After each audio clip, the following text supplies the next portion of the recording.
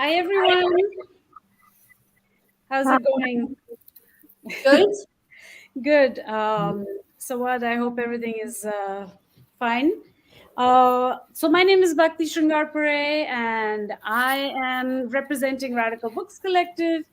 And Marcia Lynx Qualey is here, and she has helped co-organize via Arab Lit. And we are calling this event very simply, maybe lazily, Translating Palestine.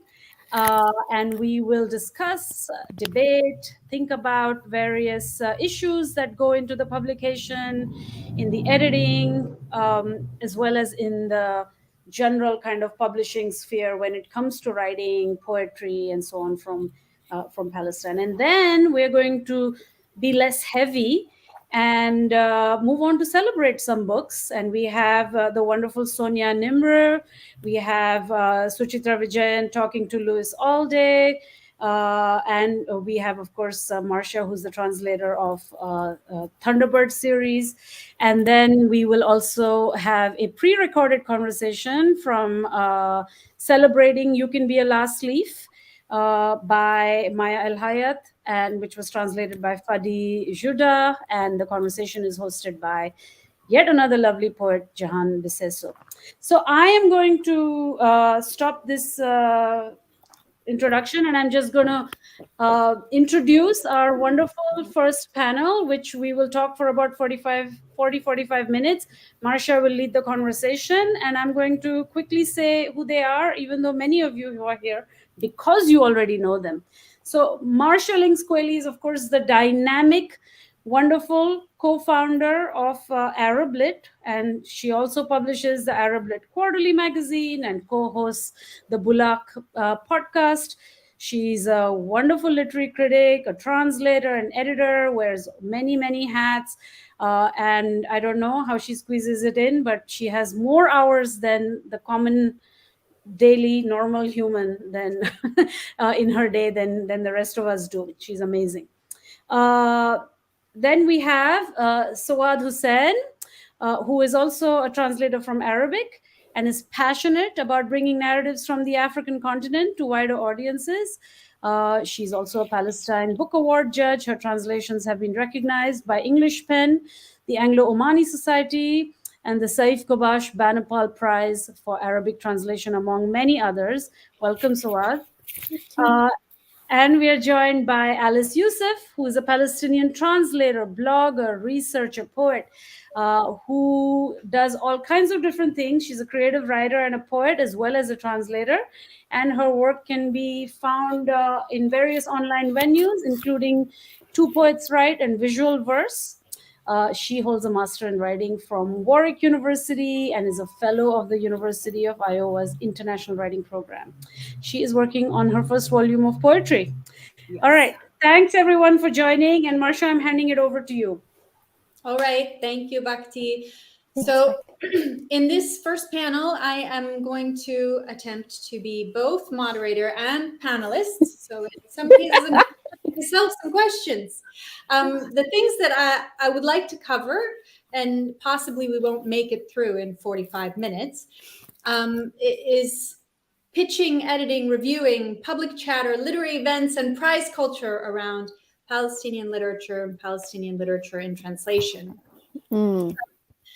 which is a lot to cover in one short space.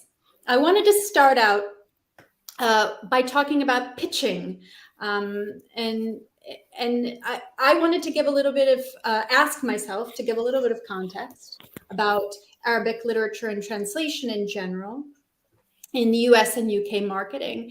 And I think there's a really helpful report by Literature Across Frontiers that's available on their website if you're interested. But basically, the background of Arabic literature in translation, generally writ large, is that it was first sort of aimed by publishers at making teachable texts. So the first sort of audience and marketing for Arabic literature and translation was books for the classroom, for the university classroom largely, but also in some cases for secondary education.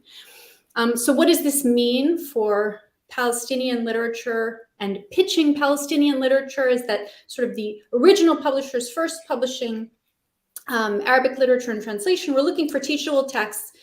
And most of the courses, for a conference we had this summer, I looked up courses where people are teaching Palestinian literature. And of course, maybe people on this call know somebody who teaches Palestinian literature in a wonderful and creative way. But if you look at the majority of courses where people are teaching Palestinian literature, they're teaching the Arab-Israeli conflict or Israeli-Palestinian literature. So when people are teaching Palestinian literature, it is in the context of putting it always in conversation, exclusively pretty much with Israeli narratives and Israeli literature. And this is especially true, speaking of young adult literature, middle grade literature, is especially true of secondary school. And so I wanted to, so with that sort of context, I wanted to ask both of you, and maybe we'll start with Sawad and then Alice, about the particular challenges that you've had in submitting and pitching work to publishers or magazines, as a Palestinian writer, or as a translator of Palestinian works. I know that Sawad, for instance, was pitching Sahar Khalifa's work for, it seemed like a long time, to me anyway. Yeah. Sometimes it's hard to know, like, oh, well, they just, when you're pitching something, maybe they just didn't like it. Maybe they just don't like me. Maybe I'm just not good enough. But are there considerations you make when pitching Palestinian literature about what publishers you will or won't approach, how you write a pitch letter, etc.? So Sawad, if you want to start it off. Yeah, thank you. Thank you for inviting me to this panel. It's a real pleasure to be here, especially to talk about Palestinian literature, which I'm super passionate about. So I had just made some notes, and yes, there have been some editors who have, told me outright that they would or do not want to work with Palestinian authors for a number of reasons. Some of those reasons include they're not sure how to market them without coming across as too political. They don't want to offend anybody by publishing too many Palestinian authors if they already have one or two in their sort of stable. And other excuses I have heard is that, because they can't receive a visa. Again, we don't want to make the literary festival too political. If we have a Palestinian author, inevitably the discussion leads to the conflict, and that's not really literature or literary enough. So these are some of the sort of issues I've come up across both here in the UK and the US, but I will say generally in my experience, and I'm eager to hear from Alice, that UK houses tend to be more open to books written by Palestinian authors than US houses. I do know, for example, of a literary outlet which had done a feature on Palestinian literature, and they ended up pulling the introduction just a few weeks before releasing the feature, which still did go ahead, but the introduction was deemed to be too political. Although if there was something in the same vein written about Ukraine, I hardly think it would have been deemed too political. So I think it's, and then there are some editors who just, and I don't know if this is something which is good, but like, Marcia, I had told you about this, like a specific editor who's just looking for any Palestinian book, like just to support the cause. Like they just want a Palestinian author, and hey, don't you have that book about that man in prison? And I'm like, which book are you talking about? Like, why is it known as that book? And so I think, obviously it's great. Like I want more Palestinian literature in translation, but it's concerning, like, why is it being published? Why are people picking it up? And then also I think another factor is that there are a lot of authors who write about Palestine already in English, right? So some publishers are like, well, why do we need it in translation if people are already writing about it in English?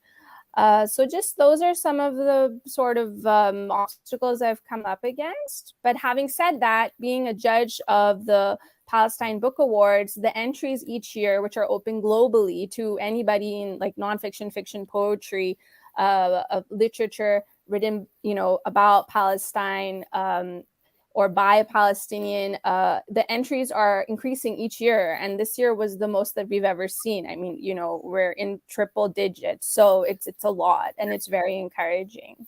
Yeah. Wait, it's in triple digits. Did you read all of these 100+ books? No, so we have a system, where you kind of, we split them up and then have like extensive meetings. But Okay. it was, I mean, since I started, I mean, I think I've just been on the jury for about 3 years now. It's really been like an exponential rise. And I don't know if that's only because more people are more aware of the awards, so more people are submitting, or if there has genuinely been an increase in the publication of Palestinian literature and nonfiction and fiction. Yeah. Great. Thank you so much, Sawad. So Alice, if the same general question.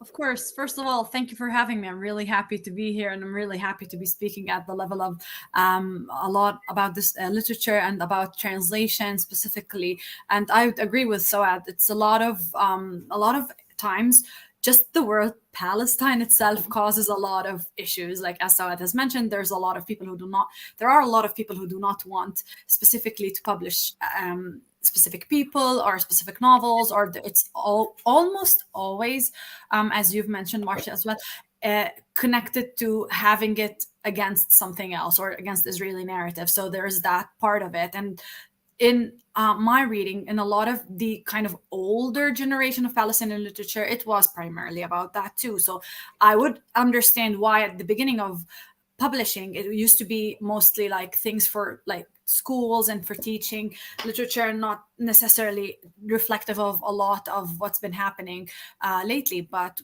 with also the rise of different modes of expression and different ways a lot of the Palestinian generation and the younger generation of authors are writing, I can see that there's a lot more interest that's happening, I think, globally. But as Sawad mentioned, it's also easier, especially in the UK scene, to look into these different types of writing and models of writing, and even like different ways of narrating the same thing. As you were speaking, it came to my mind that like Adania Shibli writes differently. It's a different kind of like Palestinian literature. It still is about Palestine, but does not in a way or necessarily like have all of like, the political, the blood, all of that sort of aspect that a lot of publishers are reluctant, to be honest, to get into publishing that sort of like heavily politicized. And it's not just translation, it's also like within the publishing industry itself.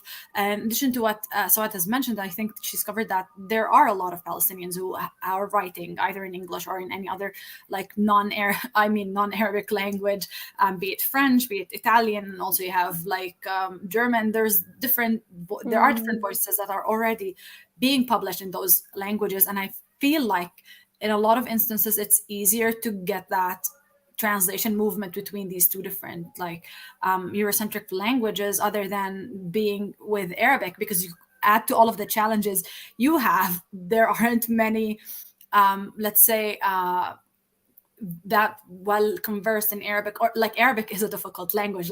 Let's face it, and writing in a literary sort of voice also increases the difficult. It also is challenging to carry it from that language to the other. So it's sometimes I feel like as a language, also the translation movement from Arabic, not just Palestine, has been slower in comparison to the other languages and other books. Like you can see a lot of books, they come out and then the year or a couple of years after you have it. While if you look at Palestinian literature specifically, and a lot of like literature from the Middle East region, it's generally very, very, very slow, and it gets more complicated when it's Palestine because of the political tag that's on it, and how difficult and how problematic that might seem once you get that book marketed, or once you see it in the public space and public domain.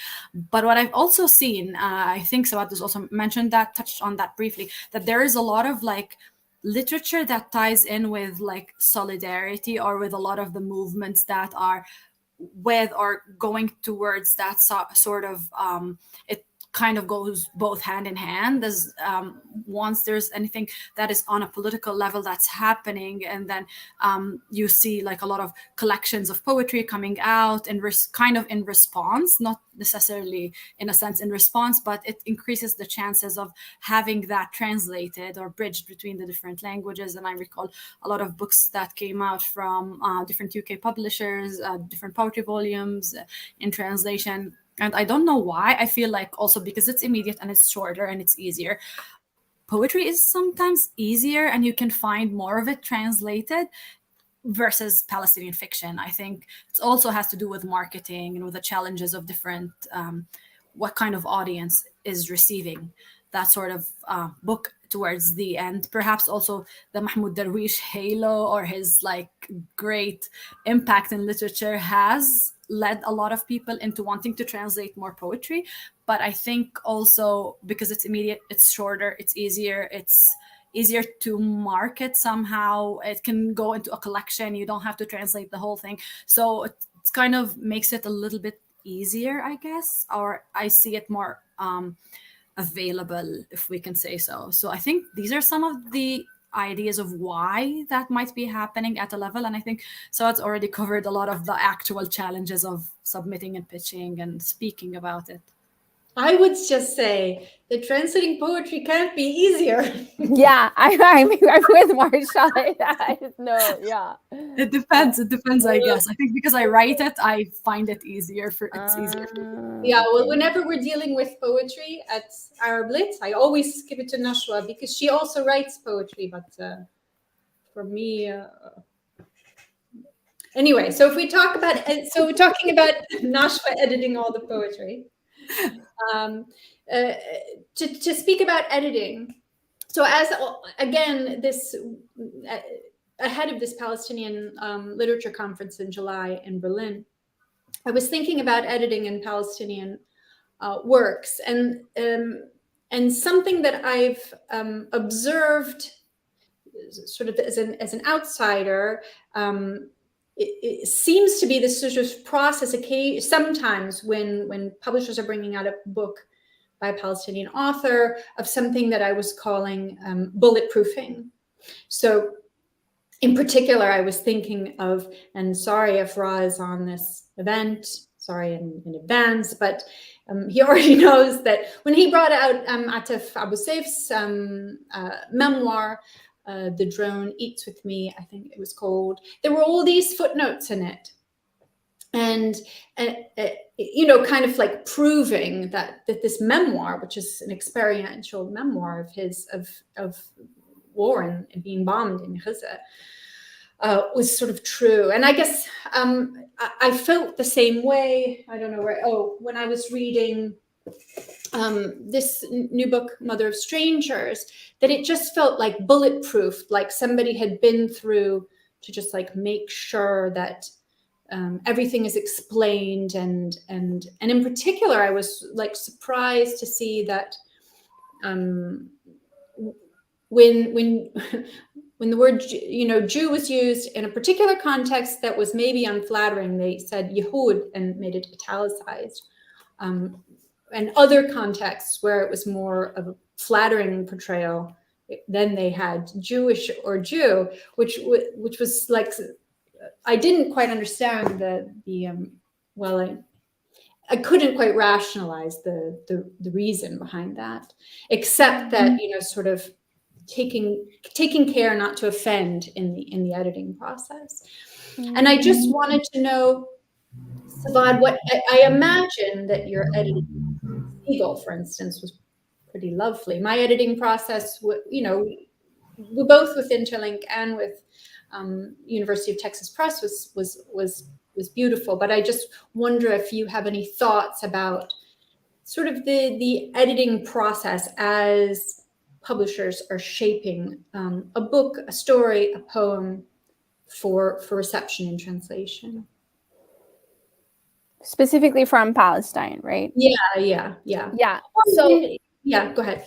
I mean, like, I was very lucky with Seagull, actually, because both Bab Saha by Sahar Khalife and Dance of the Sweaties, Scorpion by Akram Musallam, are highly political in different ways.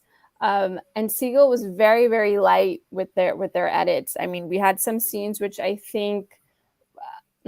know with other publishing houses. Well, I don't think they would have picked up the book in the first place, to be honest. I mean, Siegel is like vanguard in that respect, that they're not worried about the politics of a text. And so there are definitely political scenes in the book. And they were left untouched, which I was very happy about, to let it stand as it is. But I'm keen to hear from Alice what her experience has been in terms of being edited, and what her relationship with editors have been like. Yeah.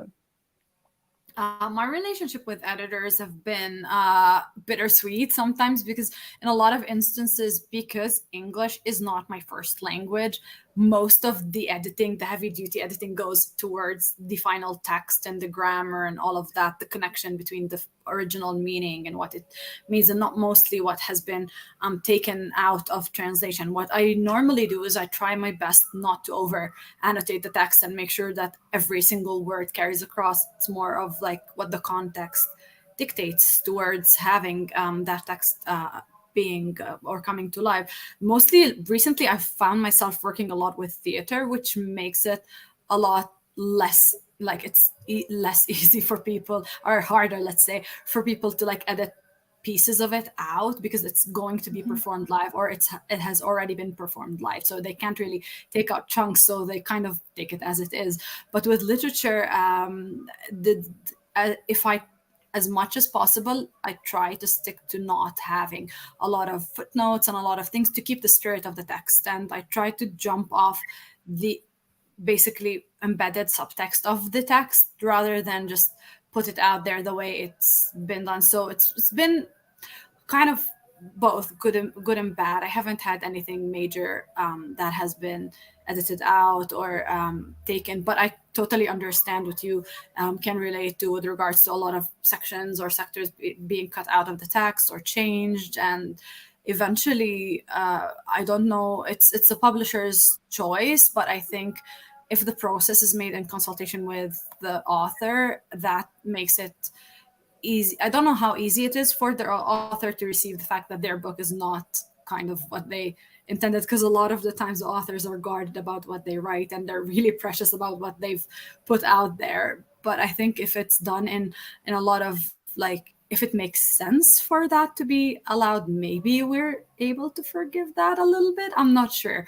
But when in a lot of times I can tell that there have been few edits because someone isn't scared of offending someone else, or is scared of offending, or is scared of the reception of the book itself, or the piece that is performed, or the poem, that it's too much and it wouldn't be accepted by different by the English speaking audience. For example, I always heard a lot of comments that there's a lot of Palestinian poetry that has a lot of like physical aspects to it, like blood, bodies, that sort of things, that are like too gore for the non Arabic speak. Like it, I heard the terms of it works in Arabic, but it wouldn't work in English. And I'm like, why? There have been like, there's a horror genre that has literally torn like limbs in it. So why wouldn't it work when the context is like a poem about war or something, or a text about war? So it always like is a light bulb moment in your head that keeps you thinking of why is that acceptable for certain type of genres and certain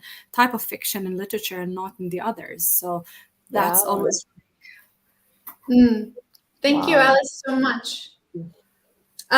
So to like sort of rush onward, as I was just like checking the time, and I love the that people are writing. Continue. They show up on the screen. They're wonderful.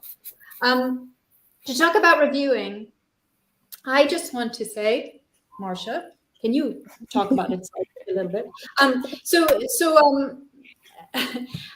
I am really interested in the sort of the history of reviewing, the recent history.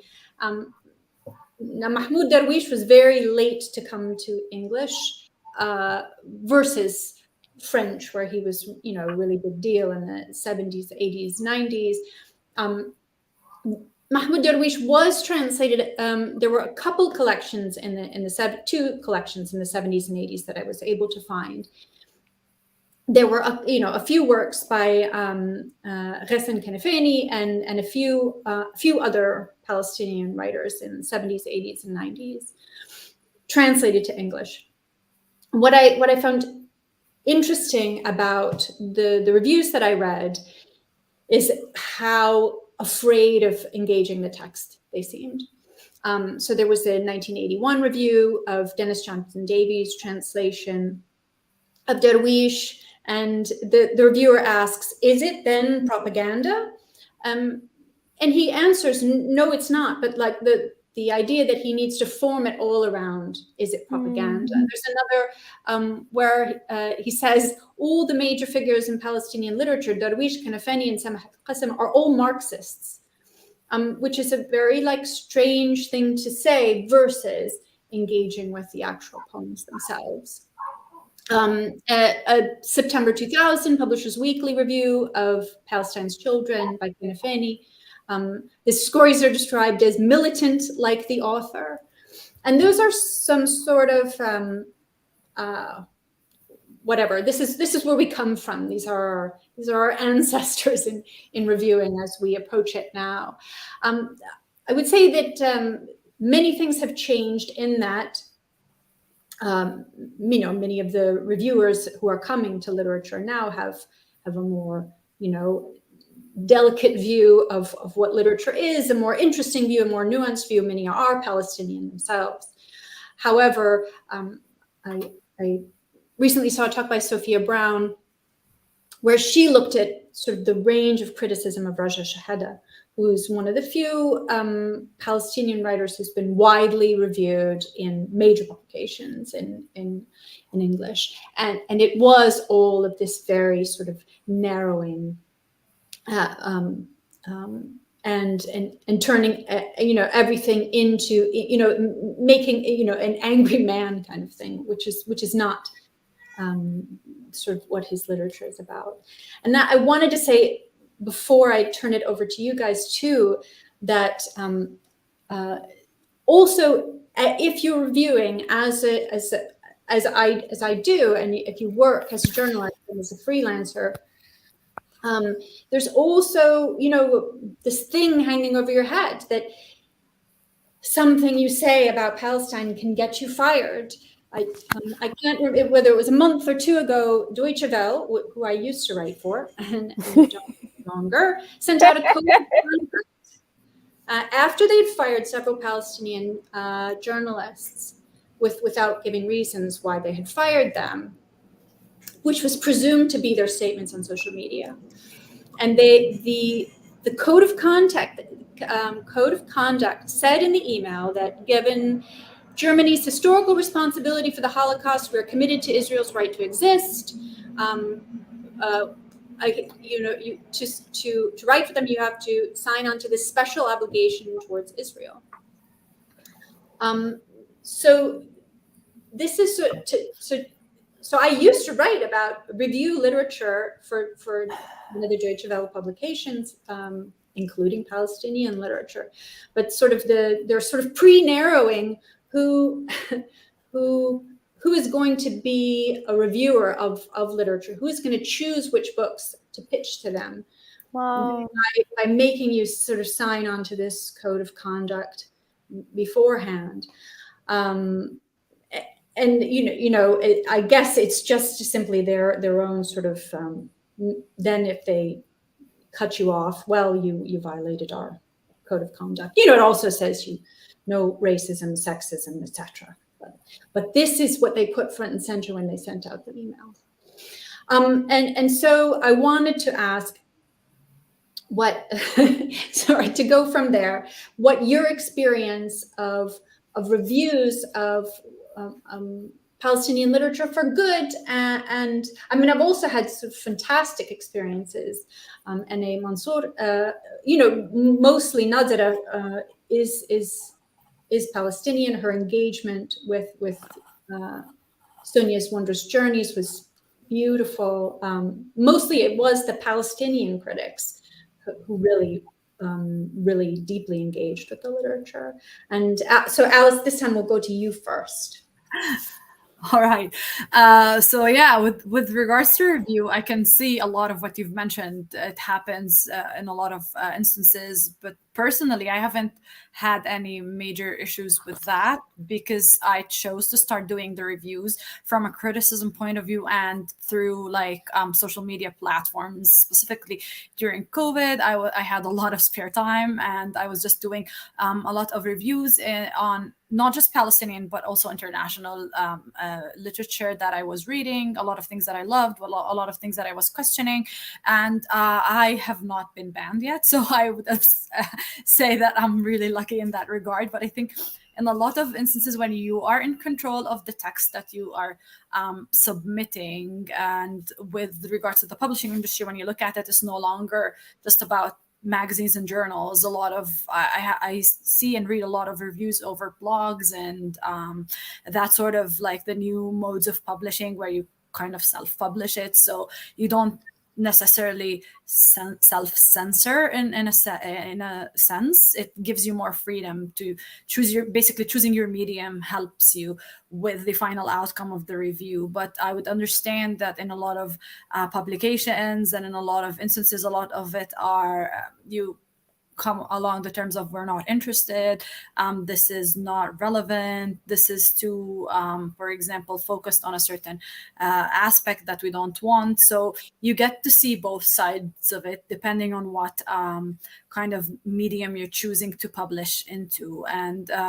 of course, it's really unfortunate when the whole literature of a whole nation is like put under the rug just because it might be offensive to someone or it's always labeled sensitive and that sort of situation, because you're kind of washing over a lot of like really rich texts and a lot of stories that really merit to be heard and a lot of voices that have been not only writing the older the basically just the resistance and the others that side of Palestine, but you see a lot of the new texts that are going into more the social aspects. It's just like any literature that exists out there and really merits to be reviewed for it to be picked up more, specifically in cases where there's a lot of resistance towards and there are a lot of challenges into carrying that into English to begin with. So you feel like you're at odds with this, where you really want more highlight to be drawn onto that, but at the same time you also understand the baggage that comes with it. But I think a lot of the new modes of like social media has been helping a lot. Twitter, Instagram, Medium, that all of these different blogs have been also helping with the review process. And I think as much as we think of them as new publishing mediums and not everyone wants to take them as seriously as, quote unquote, the actual physical publication of a book, but they also have power to affect. And I think that is helpful, and specifically in the case of Palestine. So what's your experience been like? Yeah, I was gonna jump in and say, so I guess positive and maybe not negative, it's kind of like lack of, maybe just kind of a neutral is. So the positive is that like Dania Shibley's book Minor Detail received amazing coverage, right? And really engagement with it on a literary level.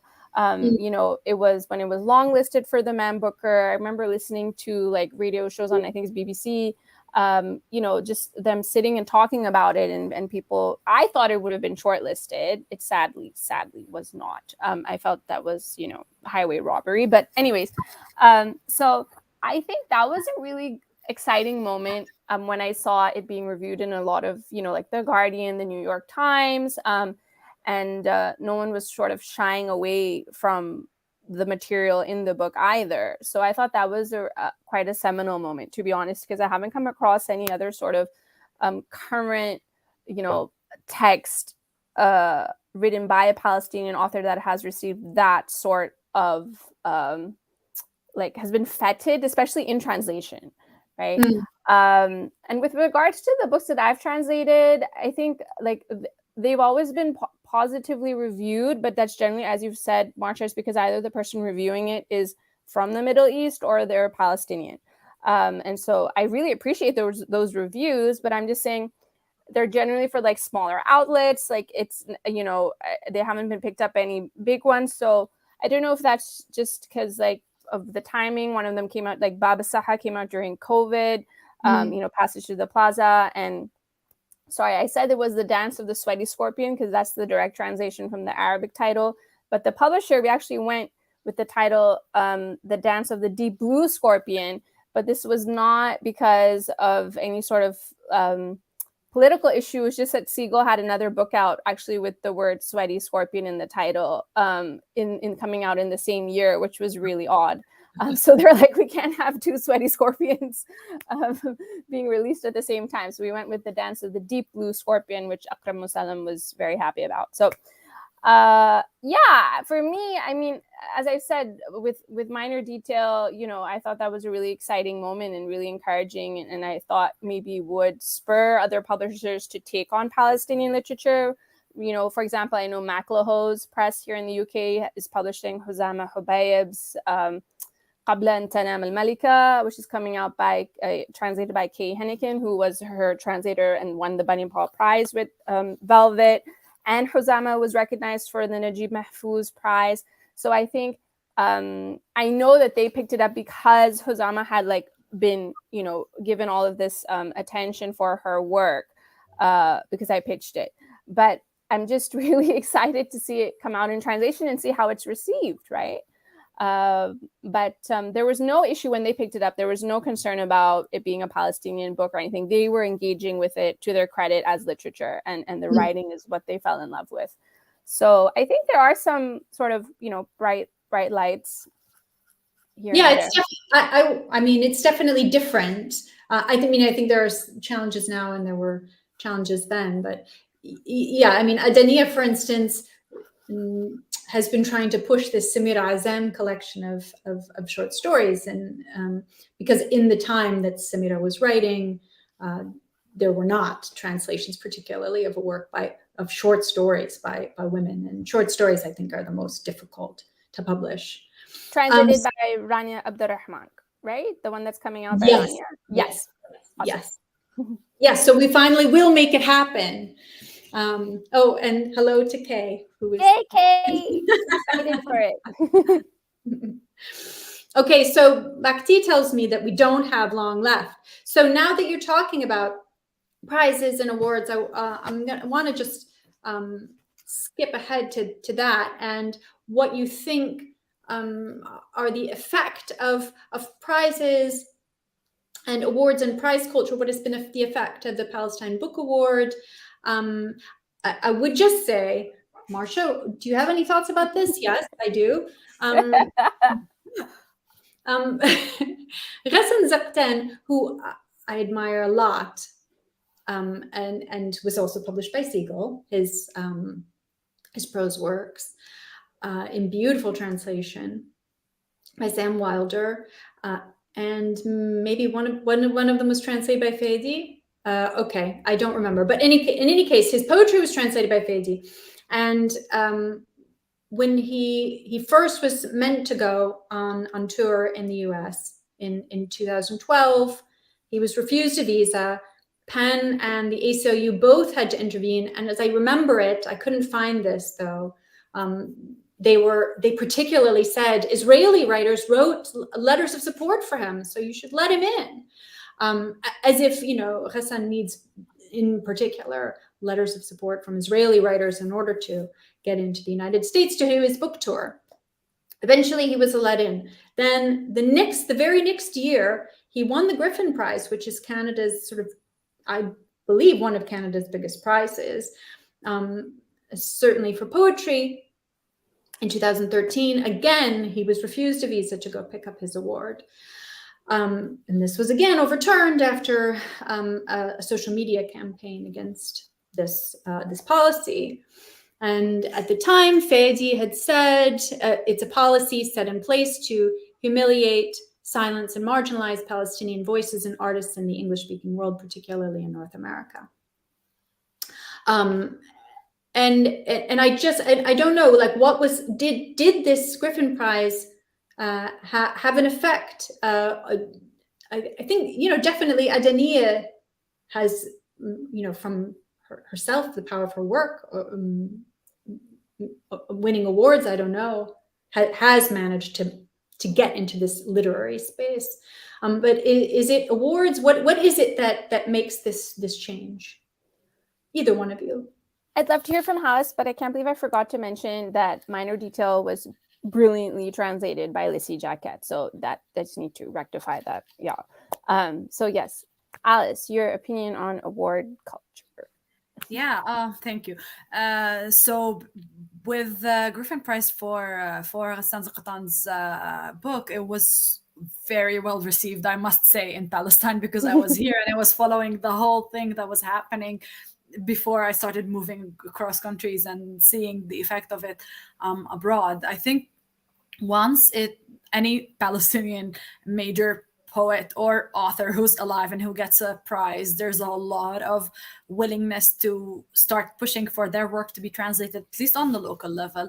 But I don't know how well that is received on the international scale, because, Ghassan did win the Griffin Award, but then we didn't see a lot following, or a lot of people jumping to get his books published again. So I'm always wondering, is that are the prizes good enough for the publishing world to recognize these voices? And as much as these different poets and authors have put out their work, it has been translated, there has been a lot of hard work towards getting that book over. So if prize culture doesn't get you a head start, like what would be the incentive towards having more recognition at that level? And as you've mentioned, Sawad, with Adaniya's books, she's also been doing a lot of work, and also her being based outside of Palestine, I think, also helps in cases of travel and being able to show up to these things in person and engage with your audience, and being able to sign and to receive your award at the minimum, at least. It reciprocates that sense of like you really appreciate having the award.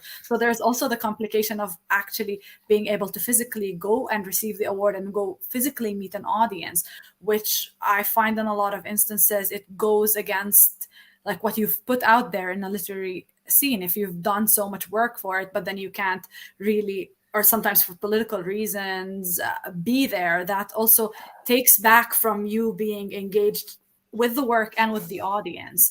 But I think it's still a great aspect of having a lot of voices being highlighted throughout these different prizes, because it goes to tell that they really merit to be translated, and their translators really need to be credited and really need to have all of that light shed on their work too, because it's not easy to carry a book into a different language, and that credit shouldn't be taken back because of the political tag that's around it, I think. Great, thank you so much. I don't know if we have any time. We did have one question, which was, do we have self-translating Palestinian authors? I know Atif Abu Saif wrote this memoir, When the Drone Eats with Me, rewrote it in English. I'm struck. Ibtisam Azim, she was translated by her spouse, Sinan. I'm struggling to think if whether there are self-translating Palestinian authors. There must be, but nobody actually leaps to mind at the moment. Yeah. There are many Palestinian translators and many Palestinian authors. I just don't know. I cannot immediately think of who is translating themselves. Sawad, you going to help me out here? Okay. No, I can't think of any. I just want to throw out Mazin Ma'ruf, Jokes for Gunmen. I know he's not self-translating, but as in another title that was engaged with on a literary level, and not as just part of the political machine. So yeah. Does Amir translate his own work? I mean, I've seen him translated it by Yasmin and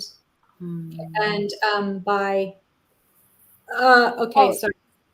We'll save me from myself here.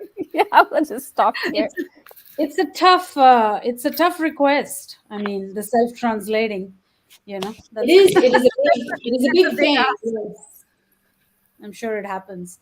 All right. Well, I'm just here to say thank you. That was absolutely wonderful. And I want to transition us to a conversation between Jehan Bseiso and Maya Abu Al-Hayyat. And then, Marcia, you will come back to chat with Meg about the Thunderbird series. So for now, I will move to the next. Thank you all. Thank you. Thank you. Bye.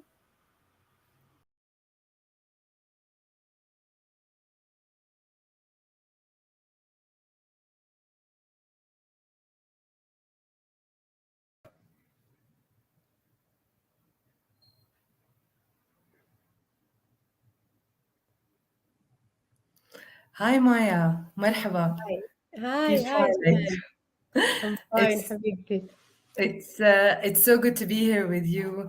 My name is Jehan Bseiso. I'm a writer, I'm an aid worker, and I'm also part of the Palestine Festival of Literature. I'm very happy to be here with Maya Abu Al-Hayyat. Maya, I'm gonna just introduce you briefly before we jump into your new collection. So Maya Abu Al-Hayyat was born in Beirut to a Palestinian father and a Lebanese mother. She lives in Arabic and resides in Jerusalem. Maya has published 4 poetry collections, 4 novels, and several books for children. A volume of poems selected and translated by Fady Joudah, You Can Be the Last Leaf, has just been published from Milkweed Editions. And we're going to be talking about this book today.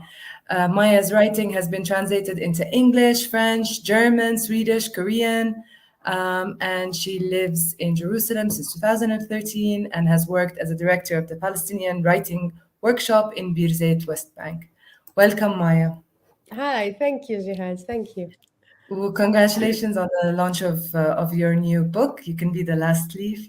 So I'm very happy to take some time with you today to unpack a bit the book with you and get to the bottom of it all. Yeah, let's do it. So first, You Can Be the Last Leaf. I want to ask you, I have to ask you, what does it mean for you to be the last leaf? I'm not sure if I am the last leaf, but I hope I can be the last leaf sometimes. You can be the last leaf. You have to confess the word that you are not have any harm to the bottom of the trees. I'm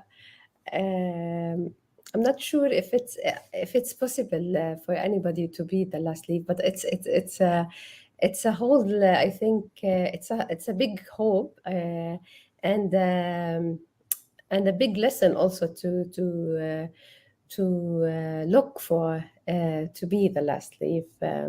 I think it was the title was really capture the whole collection in a good way. You can be the last leaf. It was chosen by Fady Joudah, who's I'm saying hi to him and thanks for his very brilliant translation. What do you think? Can you be the last leaf, Jehan? Okay, so before I ask you to read the poem, Maya, which is the poem titled "You Can't," I have to tell you, like for me, when I read that title, it's about transition, it's about change, it's about leaf as a bridge, and I love the image of a leaf doing all of that. How can you get a leaf to do so much, you know? So, and you say in the poem, sooner or later, all leaves fall to the ground. You can be the last leaf. So I would love for you to read it to us. Maybe we can start with this, Maya. Yeah, I will read it in Arabic, actually. You have the collection in English? Yes. Yeah, because I don't have it yet. You don't? Okay.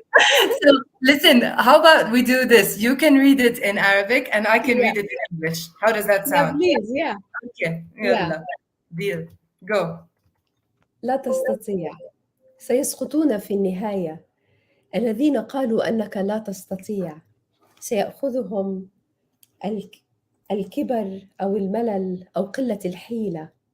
أنت تعلم أن الأوراق كلها تسقط في النهاية، وبإمكانك أن تكون أنت الورقة الأخيرة. عليك فقط إقناع الكون أنك لست خطراً على روح الشجرة. Such a beautiful poem. And just so that it's accessible for anybody listening to us today, I'm going to read it in English. Yeah. You can't. They will fall in the end. those who say you can't.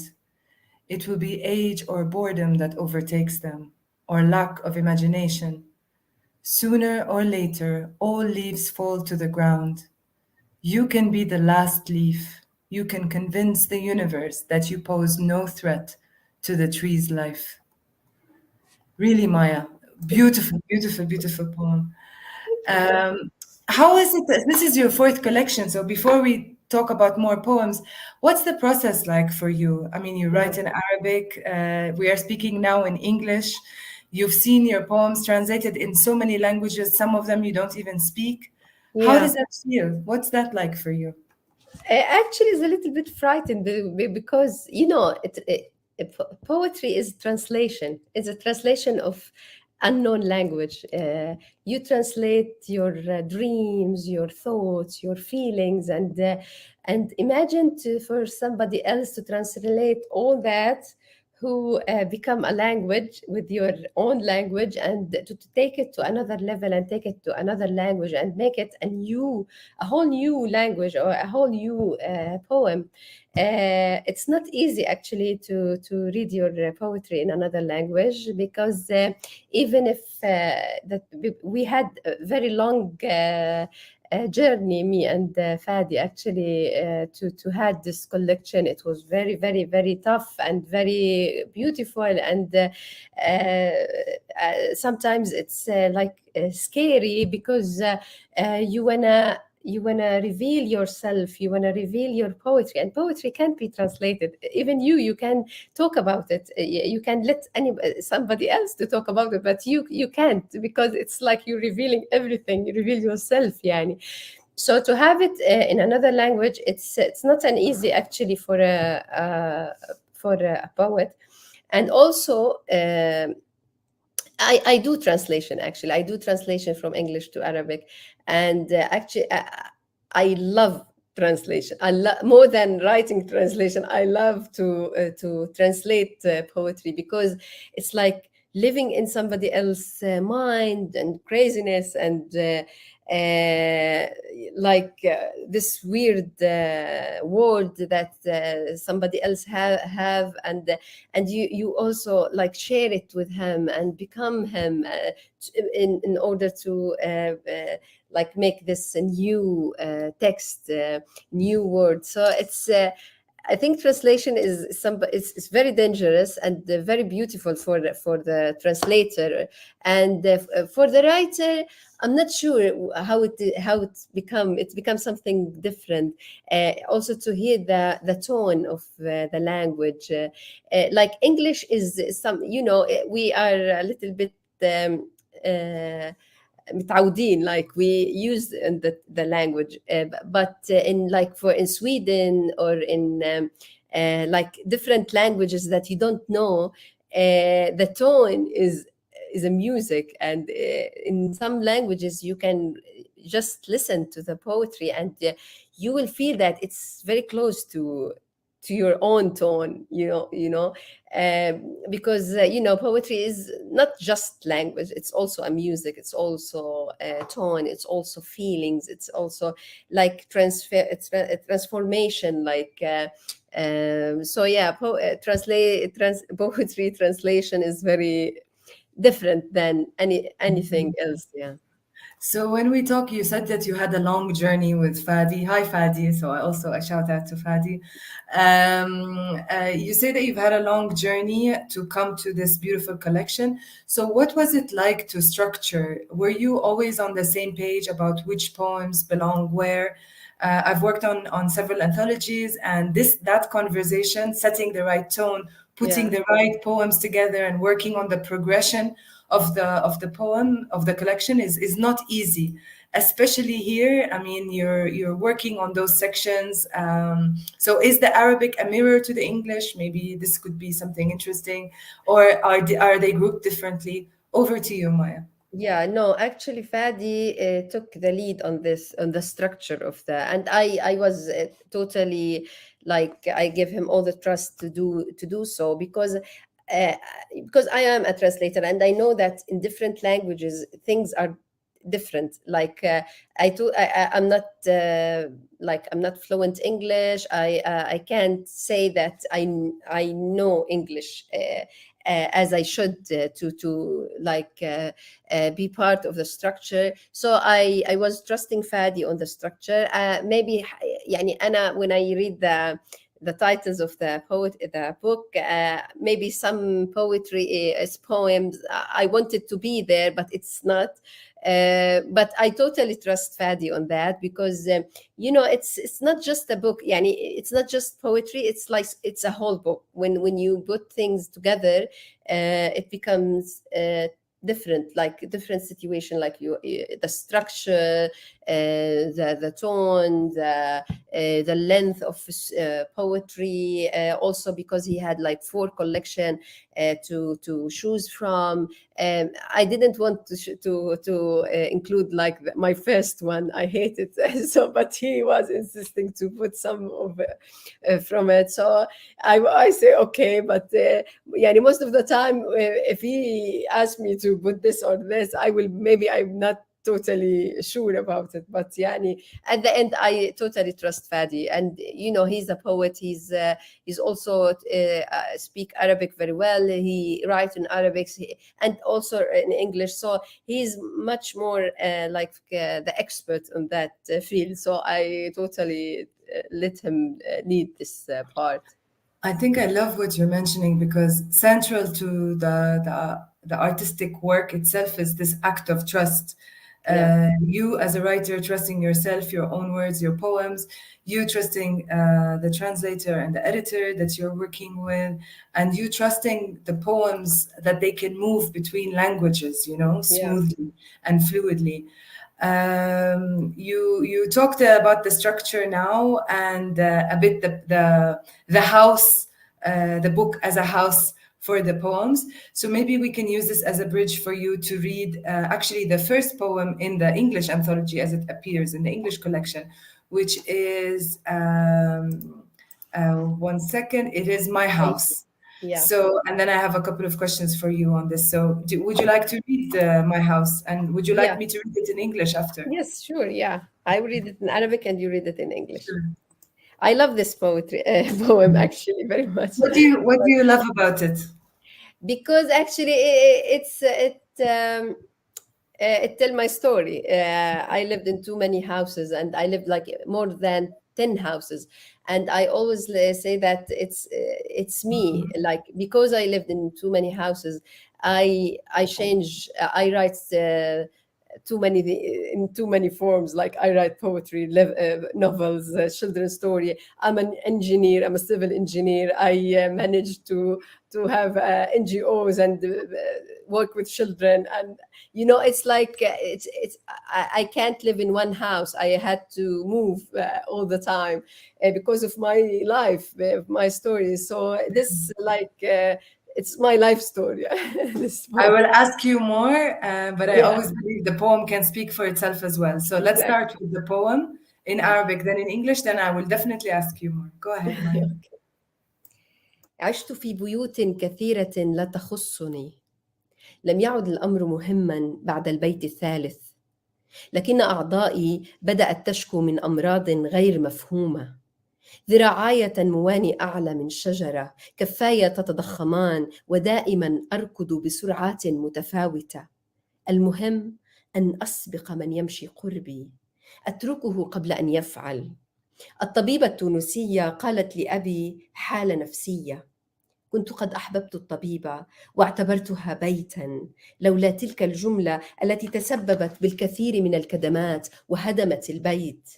قرأت نصوصاً اعتبرتها بيتي لفترة طويلة. مرايا سائلة كانت بيتاً مجنوناً نسيت به حبي الأول.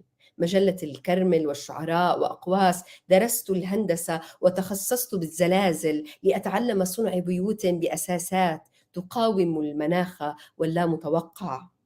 أطفالي صنعوا لي خندقاً وقالوا استريحي. الخنادق تترك أثراً في الجلد، تتركه مثل حقل، لكن الطيور تحوم وتأكل بذوري بعد أن يغرق بالماء الآسن. أستطيع أن أبني بيتاً في النص، بشرفات ونوافذ تطل على مجرات ونجوم. أنا أفعل ذلك الآن، سأطليه بكتابات أمجد ناصر الذي جعلني أفرق بين الخيال والمعرفة، ليكون بيتا متينا حتى وإن كان مبنيا على الوهم. سأرفعه على أحصنة لتحمله إلى الحقول، البيت الذي لي، الذي سيجعل قدمي تتوقفان. What a beautiful poem, Maya. I'm not going to read the whole thing in English so that I have more time to discuss with you, but I will read the first few lines, okay? So, because I do have some follow-up questions for you that I would love to ask. My house. None of the many houses I lived in concerned me. After the third house, I lost interest, but lately my organs and body parts have been complaining of inexplicable ailments. My arms extend higher than a tree. I love that, Maya. I mean, honestly, and towards the end, if I can just conclude, I will raise my house on the backs of horses that will carry it to the fields. There, my legs will pause. So, Maya, I mean, really, house is such a rich metaphor, almost a bit like leaf, it holds so much. So that image is very strong. So tell us about your house here. Is it language? Is it homeland? Is it the body? Is it poetry? Because in Fady's introduction, he touches also on this, that you put so much in your house. So tell me a little bit more about your house. Actually, the Palestinian, like when you talk house for Palestinian, is something very emotional, because what is your house? You build your house, you imagine your house, you always search for your house. It's like you have a house somewhere. You have it in your memory. You have it in real life. You know that your house will demolish. All of the sudden, it can be vanished. I live in Jerusalem. Where I have a permit to live. Maybe I need to renew the permit every year. So most of the time I live in my house, but I'm always afraid that I will they will not give me a permit for the next year and I will not live in it anymore.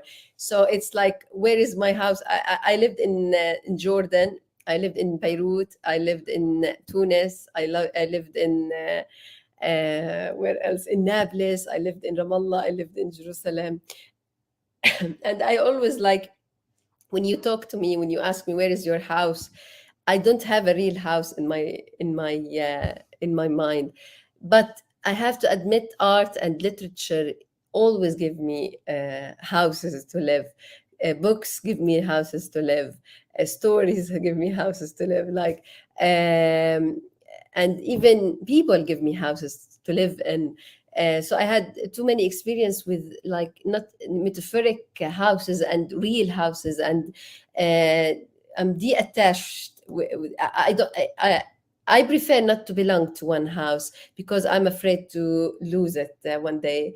I remember when I married and I get children, I was very afraid to love them, and I was all the time trying to search for love outside the house. And when I thought about it, why I don't search for love inside my house, and because I was very afraid, and in my mind it was house is somewhere else. I don't have a house, but at the same time I'm full of houses. I'm really full of houses. I love that, Maya. It's so rich what you say, and it reminds me. It's first of all extremely relatable as a Palestinian born to parents who couldn't live in Palestine, born to grandparents who had to leave. Actually, both my grandfathers, when they died, they left a note to put a note on their graves to say dar, So there is this feeling of home and homemaking and the need for home. Yeah, no, that's tough. I know. I'm sorry. I didn't want to make anybody cry 15 minutes into it. So Dar means house also in yes, Arabic. Yeah. exactly. So dar means house. Maya, can you tell me please about the phobia of hope that you mentioned in one of the poems? Phobias, Amal. I really want to know more about the phobia of hope, and I wonder how it was in the original Arabic. Do you believe the translation phobia of hope Yeah, really it was. captures It what was you wrote? مصابة بفوبيا اسمها الأمل. Okay. It's like this in Arabic. Yeah. Yes. So tell us about the phobia of hope. Yeah, because because you always يعني yeah, it's so hard to be Palestinian sometimes because even when you are a poet and a Palestinian, you have all this uh, carry on you have to carry it all over the world with you, all over your poetry, your novels, your talking, the conversations. But yeah, because if you're a Palestinian, the only way to live is to have a hope, and this hope is really my phobia because it's most of the time it's not real, and most of the time you have to have it, because if you don't have it, it's like you have nothing. It's like emptiness. It's like the whole universe is collapsing, because if you don't have hopes, you have to have hopes. You have to have hopes that your kids will go out from present. You have to have hope that when your house is demolished, you will have your kids not alive. You have to have hopes to go home safely every day. You have to have this hope, and this hope, and we transfer this hope to lectures, to books, to news. We talk about hopes all the time because we know that, like your grandfathers or grandmothers, like they live uh, with the hopes that they will come back, they will return to Palestine, for example. So, and me, I know that this hope is like most likely it's not gonna happen, or it's a fake things that you need to believe in or something. But يعني, I'm sorry to say it, it's like when you say it in loud, oh my god, this is like you're doing something criminal, how dare you say this? It's no, you can't say this, and it's right, you can't say this because you have to have hope if you live this kind of life. um so I have this phobia of hope. Yeah, in fact, I think when you talk about the phobia of hope in your work, you are reinstating hope. So for me, Yes. when I read that, it's not a denial of hope; it's an affirmation of hope, and you are creating space for hope within all these fears. Yeah. So I find that you are, reinstating rather than questioning hope. In fact. Yeah, when you like presented like this, it's like it's all you think about, you know. But at the same time, you want to be a little bit like, you want to be like you have like rational. You want to be rational in a way, but you know that you can't. This is this is your Maya, phobia. yeah, but I want to take as much as possible from you within the time allotted to us. So you talked about the backpack that you are carrying with the baggage. How does that work in your writing and in translation? So when you look at the poems and the different sections in this collection, I know that you mentioned also Fady took from the different collections you've had over the years. Yeah. Um, how do you feel you achieve this topical or thematic balance, Mm. uh, specifically with the connection with this idea that Palestinian writers and poets are writing about Palestine? Because here I love the way that Palestine seeps into your poems, but also very much so goes beyond. It's how Yeah. do you deal with this baggage that you described? Yeah, it's a very good question, and I think all my work is like like here, focus here. I actually, when I think about my poetry, I think, my audience is not foreigners. I write for Palestinians. I write for myself. I write for our pain. And because as a Palestinian, you always think about who's your audience. You want to tell your story. You want to tell your pain. For me, I was like, I had this line to talk about Palestinian to themselves, our pain to ourselves, because we need to heal. We need to talk the real things, the things that we can't speak out for foreigners. We need to talk to ourselves, and it's not easy because sometimes you can't tell everything. You can't speak everything. So I took this. Actually, I think I'm more in novels. I'm a very I forget the word. I'm very شجاعة إيش brave. I'm a very brave novelist. I think more than the poetry. But actually, I tried to take this line to that my audience is the Palestinian. I'm talking to ours, yani. At the same time, so that's brilliant, and it wraps up with what we're talking about here. At the same time, we're talking here about the importance also of making this witnessing and this archive and this memory work and present work available in all these languages.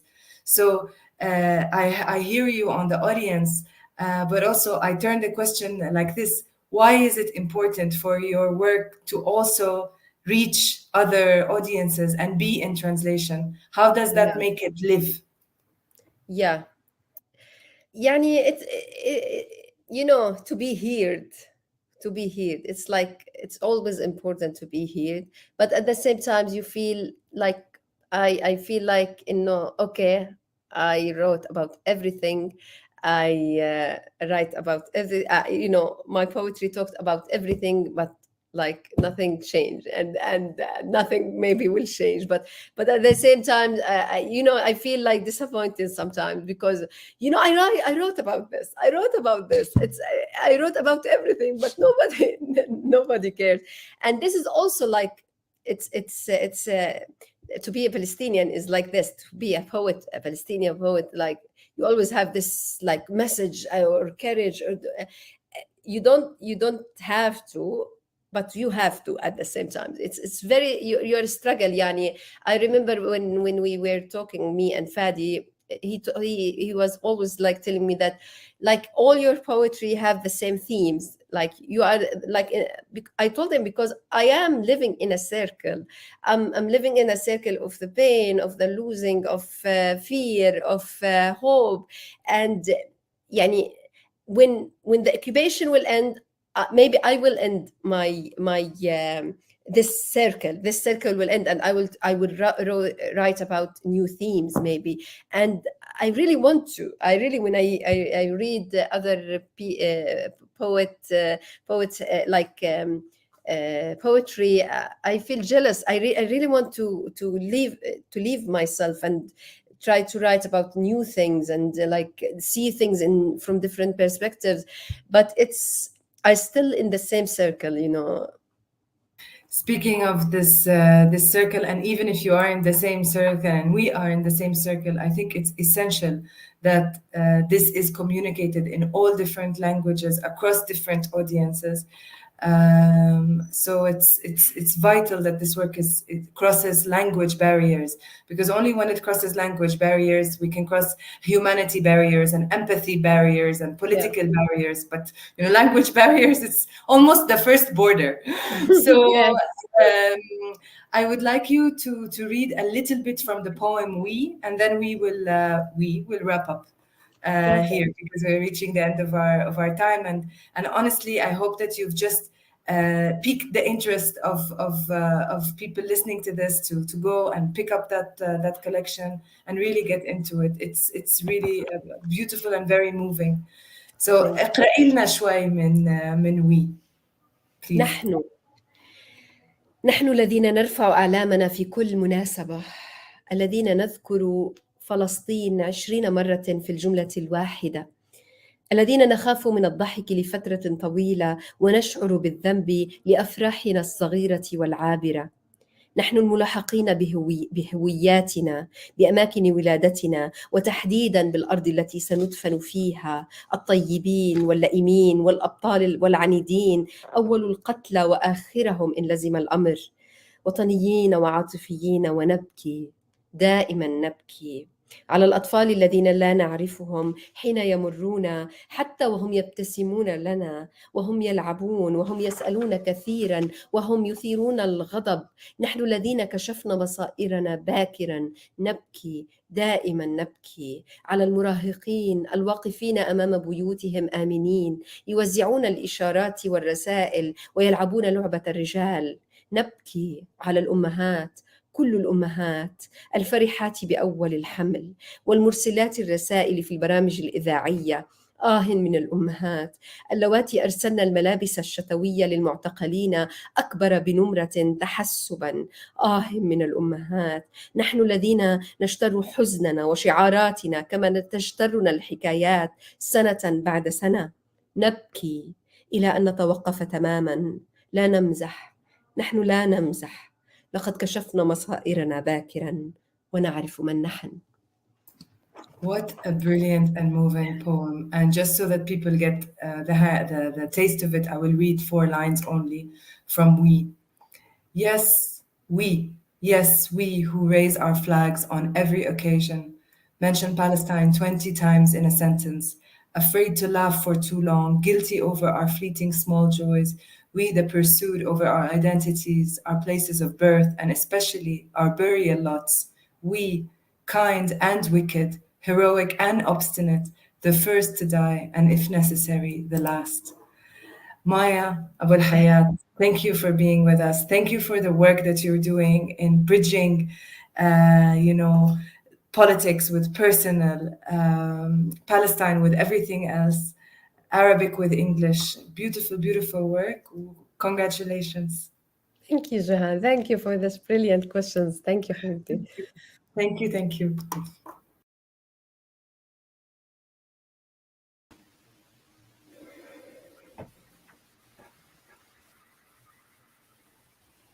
Hello, everyone. I'm happy to be ushering us into the next portion of this wonderful program, and to celebrate another recent publication of Palestinian literature in English translation. I have the copy of the first book here with me, but not the second yet. But for those who don't know me, I'm Meg Arenberg, joining from Philadelphia, in my capacity as managing director at the Radical Books Collective, but also as a translator myself, not from Arabic, but always delighted for conversations about translation and with fellow translators. So we're happy to have Marcia Lynx Qualey back, who again is founding editor of Arab Lit and Arab Lit Quarterly, but here particularly as translator of this new young adult series, Thunderbird, by Sonia Nimr. And we're lucky also to have the author herself. Sonia Nimr is a Palestinian writer, storyteller, oral historian, and a professor of philosophy and cultural studies, as well as being a translator in her own right. She's published more than 24 books for children and young adults, has won many literary awards, and has been nominated for several international prizes, including the Astrid Lindgren and the Hans Christian Andersen Awards. So I want us to get a chance to talk about the Thunderbird series itself, but I thought since we're kind of shifting genres here and moving away from poetry, that we could start just with a little bit of background with regards to Palestinian children's and young adult fiction generally. And I'm curious if this is an established genre in Arabic, if there are set conventions and readerly expectations that go along with this kind of literature for young people, generally in the Arabic-speaking world, but also particularly in Palestine.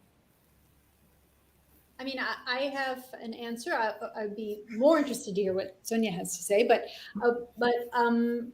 I would say that in Arabic, there for a long time there was not this defined genre of young adult literature, and teenagers, young people, you read maybe like a specific cadre of books. And many people talk about growing up reading, for instance, Ahmed Khalid Tawfiq, Farouk, this pocket novel series, this genre literature, horror, etc. But they weren't specifically marketed as young adult literature. They were just, sort of pop literature, maybe. Scholars talk about things starting to undergo a change about 2000. And that in the world of children's, I mean, obviously, so picture books have been a thing for much longer, but specifically about this genre of young adult literature, specifically for literature for tweens and teens, that it developed as a genre more recently. I personally didn't come to it until about 2010, which was when Fatma Sharafuddin published Fatin. There are novels that came out before that, but that was the first one I stumbled across. And since then it's been growing a lot with a number of prizes centering literature for teens. I mean, it's undergoing, I think, a lot of growing pains. And I would say that in terms of conventions and expectations, it's a lot less than in English.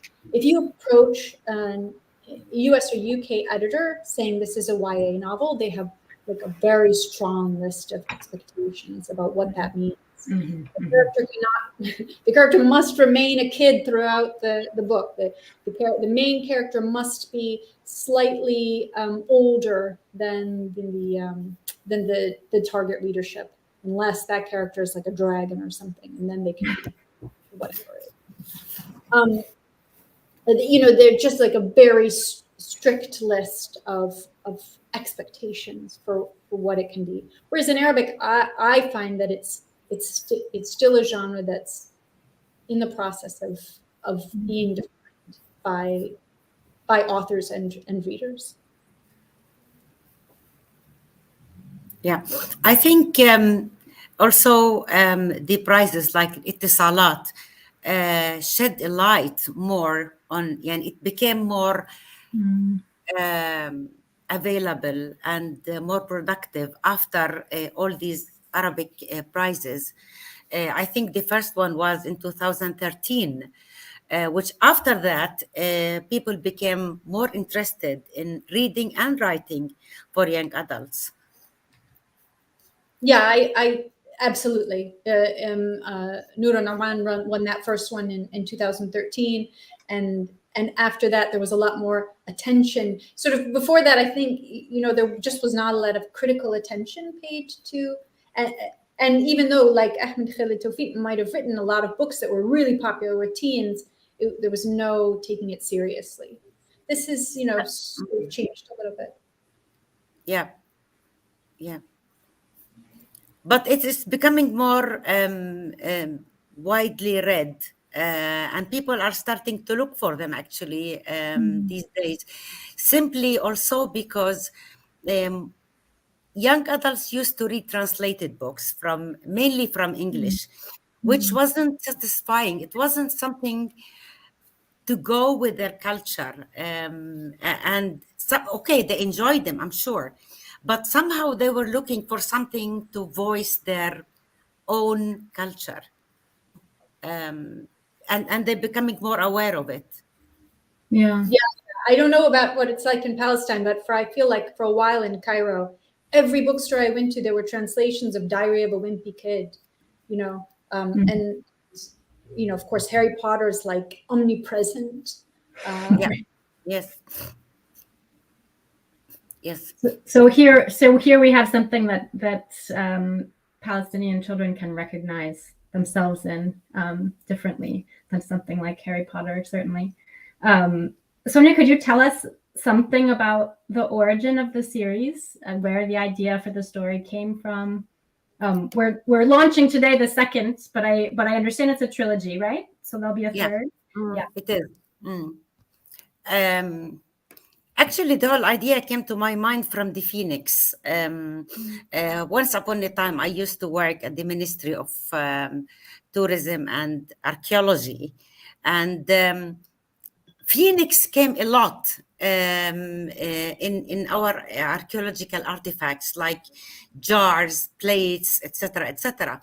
And I think this is somehow where I felt that the Phoenix had a symbolism to Palestinians that has been used later to symbolize perhaps the Palestinian steadfastness and being under occupation, so many occupations through history, and they came, they're still alive and they're still here. So perhaps this is where the idea came from. But also the idea, I felt that I needed to have a 13-year-old girl to be the heroine of the books, because as you mentioned earlier, Harry Potter is there is always this male, white, European or American person who saves the world. So my idea was that why not the Palestinian to save the world? You expect me to talk more? What's that? Do you expect me to talk more? No, that's great. Unless you had more to say. No, I had a question also for Marcia, just to hear you talk a little bit about your experience of translating this series, but also, you know, young adult literature in general. I know from your own podcast that you involved your own son in the project, which I would love to hear more about. But also if there were specific translation challenges with these books, or with addressing literature to this particular audience. Yeah, I mean, I would force him to come in right now, but he's at his friend's birthday party right now, so he's not at the apartment at the moment. But yeah, I mean, so I kind of fell into translating, this being my specialization, works for teens and tweens, because like many people, I, as an adult, enjoy reading these books.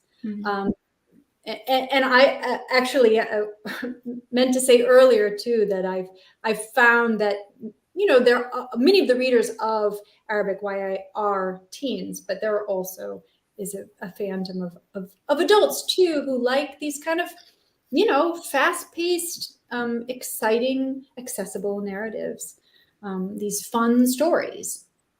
In terms of particular challenges for this series, one of them is that Noor is traveling back through time, and she is engaging characters in times and places that have resonance with kids who are reading it in Arabic, right? Whereas for the English language reader who comes in maybe not knowing any of the history of any early Islamic history, any history of this area at all, the names don't have the same meaning. So I was thinking of it like, I used to feel frustrated with Doctor Who. Like, he can travel through all of time and space, and he sees Agatha Christie like 3 times, and he keeps Winston Churchill, like they go 10 times back in time to talk to Winston Churchill. But because this is sort of the easily accessible universe for the English language viewer, right? So I understand that, you know, if Doctor Who was to travel back in time to the Mamluk period or something, you know, it would require more context for the reader. So I think that is like the challenge is to create a way in which, you know, the child reader can see, maybe in part through Noor's eyes, like how excited she is to see these particular people, how, you know, how important these moments are, without necessarily, you know, it's not like, oh, I went back in time and I saw George Washington. Well, immediately you understand from like a US context, for instance, oh, George Washington, he was like a big deal. He was, you know, like him or hate him, you know who he is. But these characters, she travels back in time and she understands, you know, it's important for her, but the English language readers doesn't have that sort of apparatus around them. Right. But she's also not hugely knowledgeable about these periods of time that she's traveling back to, right? No, I mean, book three, I think, is the one where that's, I think, the biggest challenge. Sonia can talk about it. Okay. The problem is when I mention some names in my books, they are familiar in Palestine, they are familiar in the Arab world, and even they're familiar in Muslim world. I mean, everybody knows the Mosque of Al-Aqsa, everybody knows the Caliph so-and-so and the leader so-and-so in the Islamic and Arabic history. So I did not need to explain who they are. And as Marcia said, I found it very difficult. We've been talking back and forth with Marcia. Do I need to explain more who these people are? Because they are not known in the Western world. And it is difficult, again, in a novel to put footnotes and explain who these people are. So it was very difficult to do this. So I would add perhaps one or more, two sentences, a little bit in the novel to explain who these people are, which I'm thinking to do, rather than footnoting them or trying to explain to the Western audience, especially in book 3, where I mention in Arab world, big names. They're really big names in the history of the Arab world, but they're unknown for a Western audience. But on the other hand, they are learning about new culture anyway. So even if I don't go too much into explaining, the whole idea is that she got excited to meet these leaders. At least the reader will know that these leaders are important in our history. And on the other hand, I did not put my own point of view about these leaders. I mean, some of them I don't like, to be honest with you, in our history. But I'm trying to be partial when I talked about them, because I'm talking about a period in history which is very important, at least in Palestine and the Arab world and in Islamic world in general. But on the other hand, it is a small piece in the third book, because, and then I moved on to create a whole new world, which is, you know, makes the reader forget the first section, if you like, or gets drawn into a different kind of adventure. So somehow I felt that even mentioning these names, it's not going to stick a lot in the minds, because they will be interested to know how the story is going. Yeah, that's true. There are so many made up creatures in book 3 that I don't think that they'll stall out if they don't know some historical figure. I somehow feel also, having read the first 2 books, that by now we're already in love with Noor, right? So we're gonna follow her wherever she goes. You know, whatever it is that she's excited about, we'll go there with her. And maybe it sparks some interest for readers for whom this is, you know, really unfamiliar historical. So in the third book, it was outlandish and haywire and completely new worlds and completely new creatures. So I think I went over the top with it, but I like it. I enjoyed writing it, actually. It's fun. It's a lot of fun. But Marcia, I'm curious just to go back to Raphael's involvement. I mean, was this part of what he was doing, consultant on what is too unfamiliar, or what kind of role did he play in the process? Absolutely. So Raphael doesn't only work for me. Raphael also works for Sawad. He consults a lot on dialogue So does this sound, I sometimes read a book and I think the author / translator was trying to sound like a young person, and instead they sound corny. Yes. And just generally I ask him, like any editor, I would ask, if did you stumble over a sentence, put a comment in. Is anything confusing? Put a comment in. He doesn't, for instance, tell me where a comma should go or something. Yes. He's there to kind of reflect back at me a first reader's impression. Yeah.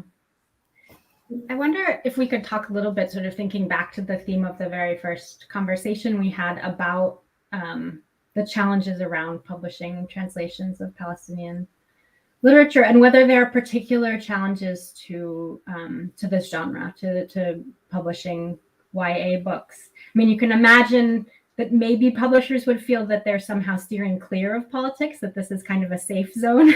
It's just kids, it can't, or on the other hand, that books targeting children are particularly sensitive. And as you've said, Sonia, the Thunderbird series is a time traveling series, so we're getting a lot of history here, and even in the present there are scenes, there are encounters with Israeli soldiers at checkpoints and so forth. So I'm just wondering if you ran into challenges related to any of that with this series when seeking publishers or in the editing process.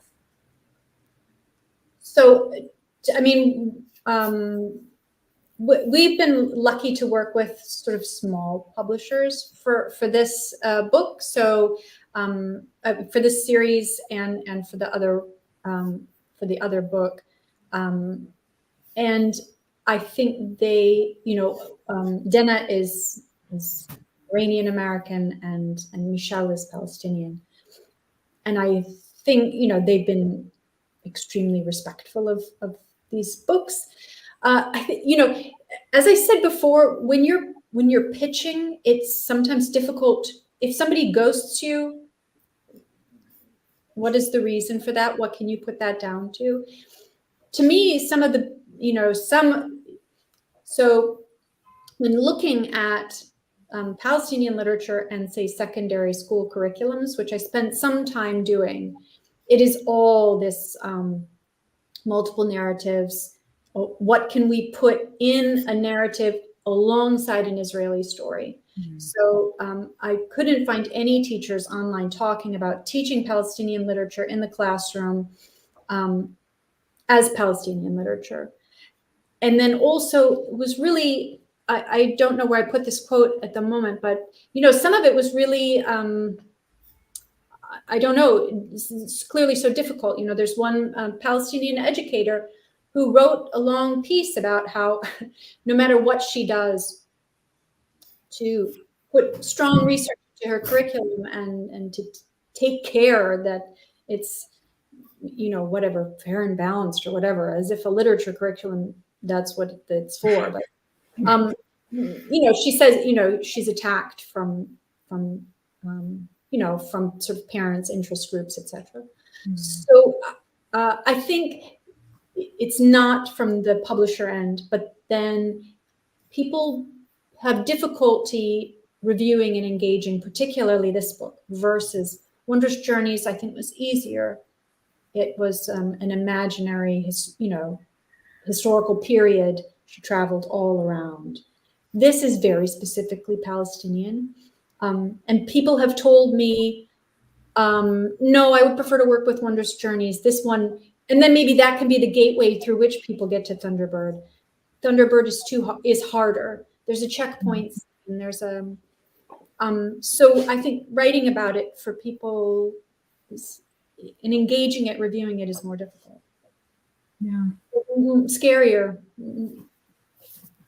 This is the part where I hate to talk about, actually, because I mean, when they have Israeli books or Jewish books, they never ask for a Palestinian narrative.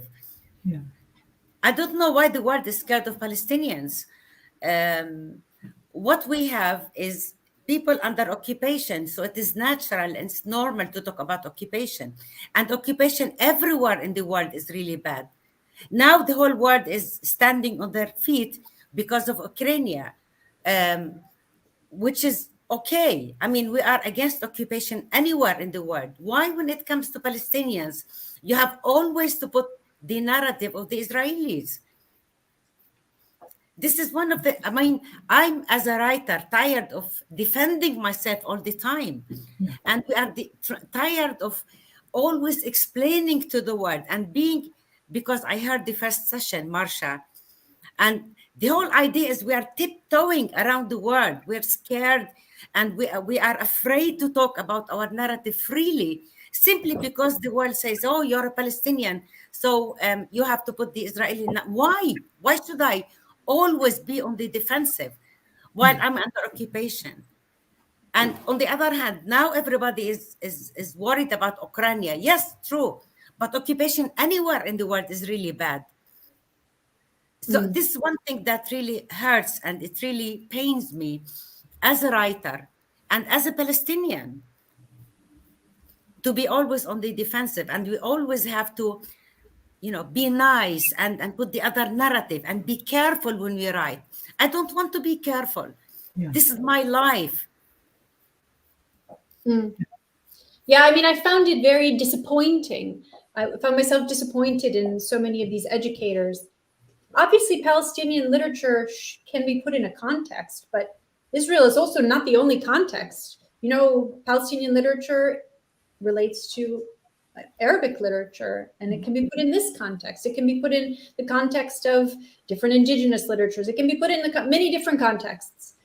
But in sort of curriculum after curriculum posted online, it was just presented in this one way. Right. True. I mean, they always feel that Palestinians mean political, or Palestinian means anti-Israeli, or Palestinian means anti-whatever. Not necessarily. I mean, we can write literature which is, in brackets, normal. I mean, we can write adventures, and we also can write about Palestine. Yeah, absolutely. This is one of the things that I like about young adult literature. We have literature with dragons and jinn and there's Tahrid's mystery novel and all sorts of other kinds of literature, of narratives in Palestine. Right. I wonder, Marsha, could you talk a little bit about World Kid Lit Month, which is something that I know you've started. Could you tell us a little about the idea around that initiative? Right, and I just want to say that although it was originally probably my idea, the people who are running it now are really fantastic, and it doesn't have anything to. I mean, I'm still a participant, but it's not my project. Basically, I saw Women in Translation Month, and I was impressed with this. I think in English, so as we said earlier, there's so much literature and translation, largely from dominant cultures in Palestine.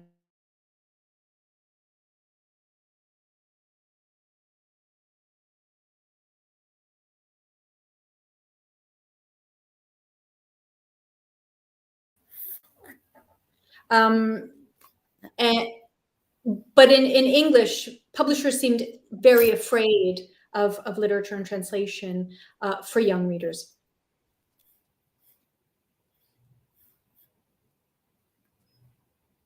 Disconnected. شو صار؟ مش عندي.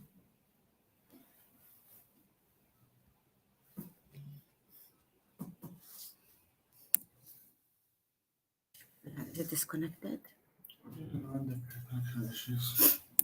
لا مش من عندي.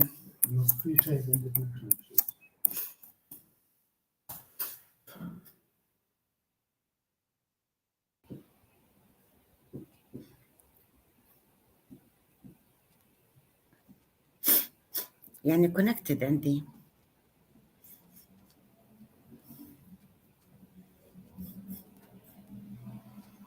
I'm frozen.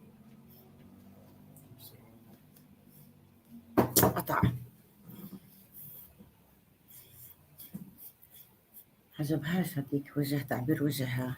Hi, I don't know what happened. I think we lost Meg and Marcia. That's okay. We'll just wait to see if Marcia can come back. And Meg is here now. Hi, Meg. Hi, sorry about that. That was confusing. How we both went out. I was so worried about trolls being, coming after this event, as it often happens with Palestinian things. But I don't know what this was. Okay, so maybe we can wrap up. Suchitra Vijayan and Louis Allday are waiting for their part, and I will remove myself, and maybe Sonia can say something final. Sonia, I wanted to give you a final last word. I'm sorry that we lost Marcia in the middle of her thought. But I did want to ask you a little bit about what your experience of publishing these texts in Palestine has been. I mean, what the reception was of Thunderbird among Palestinian youth, without all of these, frustrating, complicating, politicizing questions that are happening in the rest of the Western publishing world. No, actually, in Palestine, in parts of the Arab world that they managed to read my books, they found them interesting. Not on put politics apart, it is the whole world of these creatures and of these mythical creatures from mythical Arabic literature.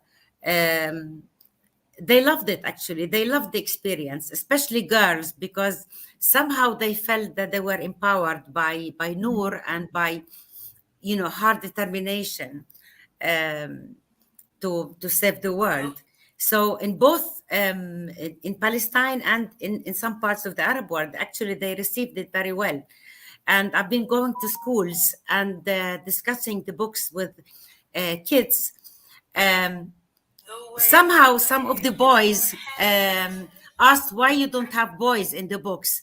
So I decided, so they felt somehow being missed out. But in the third book, I decided to put a boy just to break the pattern, if you like. But still, the heroine is Noor, who is a girl. And in Palestine, they really loved it. I can imagine that to be true. I loved it myself, but thank you both so much for this conversation. It's been lovely to talk to you both, and I'm excited now for the third book, and for the second one to be in hand. It's now on the way, or when's the exact publishing date for book 2? It should be on the way. Yes. Fabulous. Thank you both. Thank you, Meg. Bye. Bye. كويس. اطلع.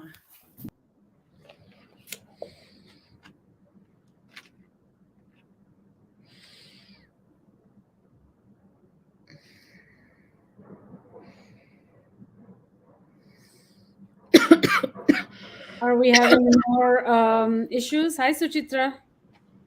I don't know what's should we make some disclaimers about your the coughing fits you're going to have? Bhakti, I love you so much that I'm still doing this despite my coughing fits. That's how much I love you. So hey, you wanted to do it. You love the book. You love the translation. I love the book. Yes, I love the book. I think it's phenomenal. Why are we not seeing Louis Allday? Should we? He was added, then disappeared. He says, I'm going to add him again.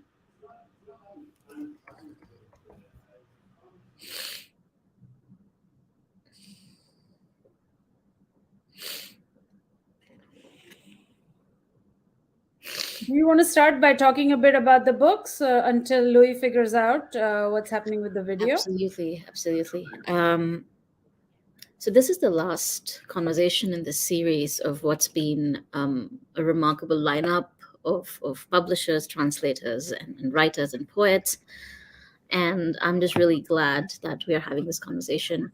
We're going to start this conversation. This conversation is about the book On Zionist Literature, and it's one of my favorite books of the year. And I'm just going to introduce a little bit about the book, and then I will introduce Louis Allday, who I'm going to be having this conversation with, and then we will take it forward. And just a bit of a disclaimer, I'm coming out of what is a very bad sinus and a lung infection. So if I have coughing bouts, that's just a disclaimer before. And I also want to add, as Bhakti said before, I'm here having this conversation because I think this is a really important book, and I really hope a lot of you pick this up. A little about the book. On Zionist Literature is translated into English for the first time after its publication in 1967. Ghassan Kanafani's On Zionist Literature makes incisive analysis of the body of literary fiction written in support of Zionist colonization of Palestine. The book is, it's wonderful, and it comes with a new preface with Annie Kanafani. And for those of you who have read Ghassan Kanafani's work, he's of course regarded as one of the finest writers and journalists in the Arab world. But sadly, so much of his nonfiction is still not available to us. One way to talk about his work is to actually use Annie Kanafani's words, where she actually says that when she first met Ghassan, she said that I felt I was confronted with an exceptional human being. And a lot of his body of work, in such a way, when you're reading it for the first time in translation in English, at least for me, is that you feel like you're confronted with an incredibly rich body of work, literary and otherwise. Joining us today to, excuse me, joining us today to discuss this book is Louis Allday. He's an historian and a writer. He is the founding editor of Liberated Texts. His writing has been published by Ebb Magazine, Monthly Review, Electronic Intifada, Jadaliya, and Rope Magazine, among others. He has a PhD in history, which focused on how Britain used the British Council as a tool of cultural propaganda in the Arab Gulf states. Louis, thank you for joining us today.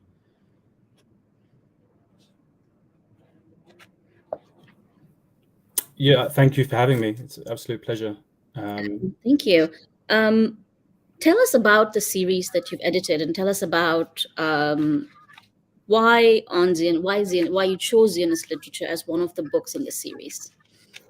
Yeah, so the series is a collaboration between my website Liberated Texts, which is essentially a book review website, but not for new books that have been overlooked, neglected, or in some cases forgotten for different reasons. And obviously one of those reasons in some cases is things that were never translated into English, so didn't receive a wider audience. And so, yeah, it's a collaboration between Liberated Texts and Ebb Magazine, the publisher.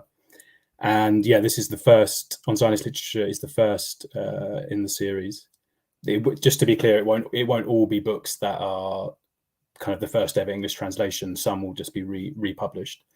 But from when I had the idea, both for the website and for this series, On Zionist Literature was kind of at the forefront of my mind.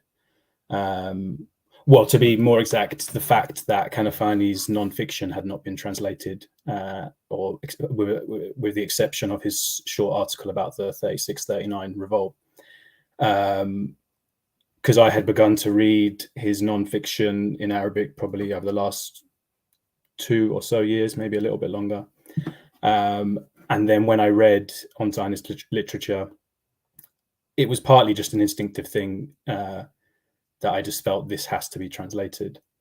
And then when I that was about May last year, and then I realized that July of this year would be the 50th anniversary of his and his niece Lamis's killing. It just felt very appropriate to publish it in time for the 50th anniversary, and that's when it was released on July the 8th of this year. I just wanted to be very clear about something as well. I'm not the translator.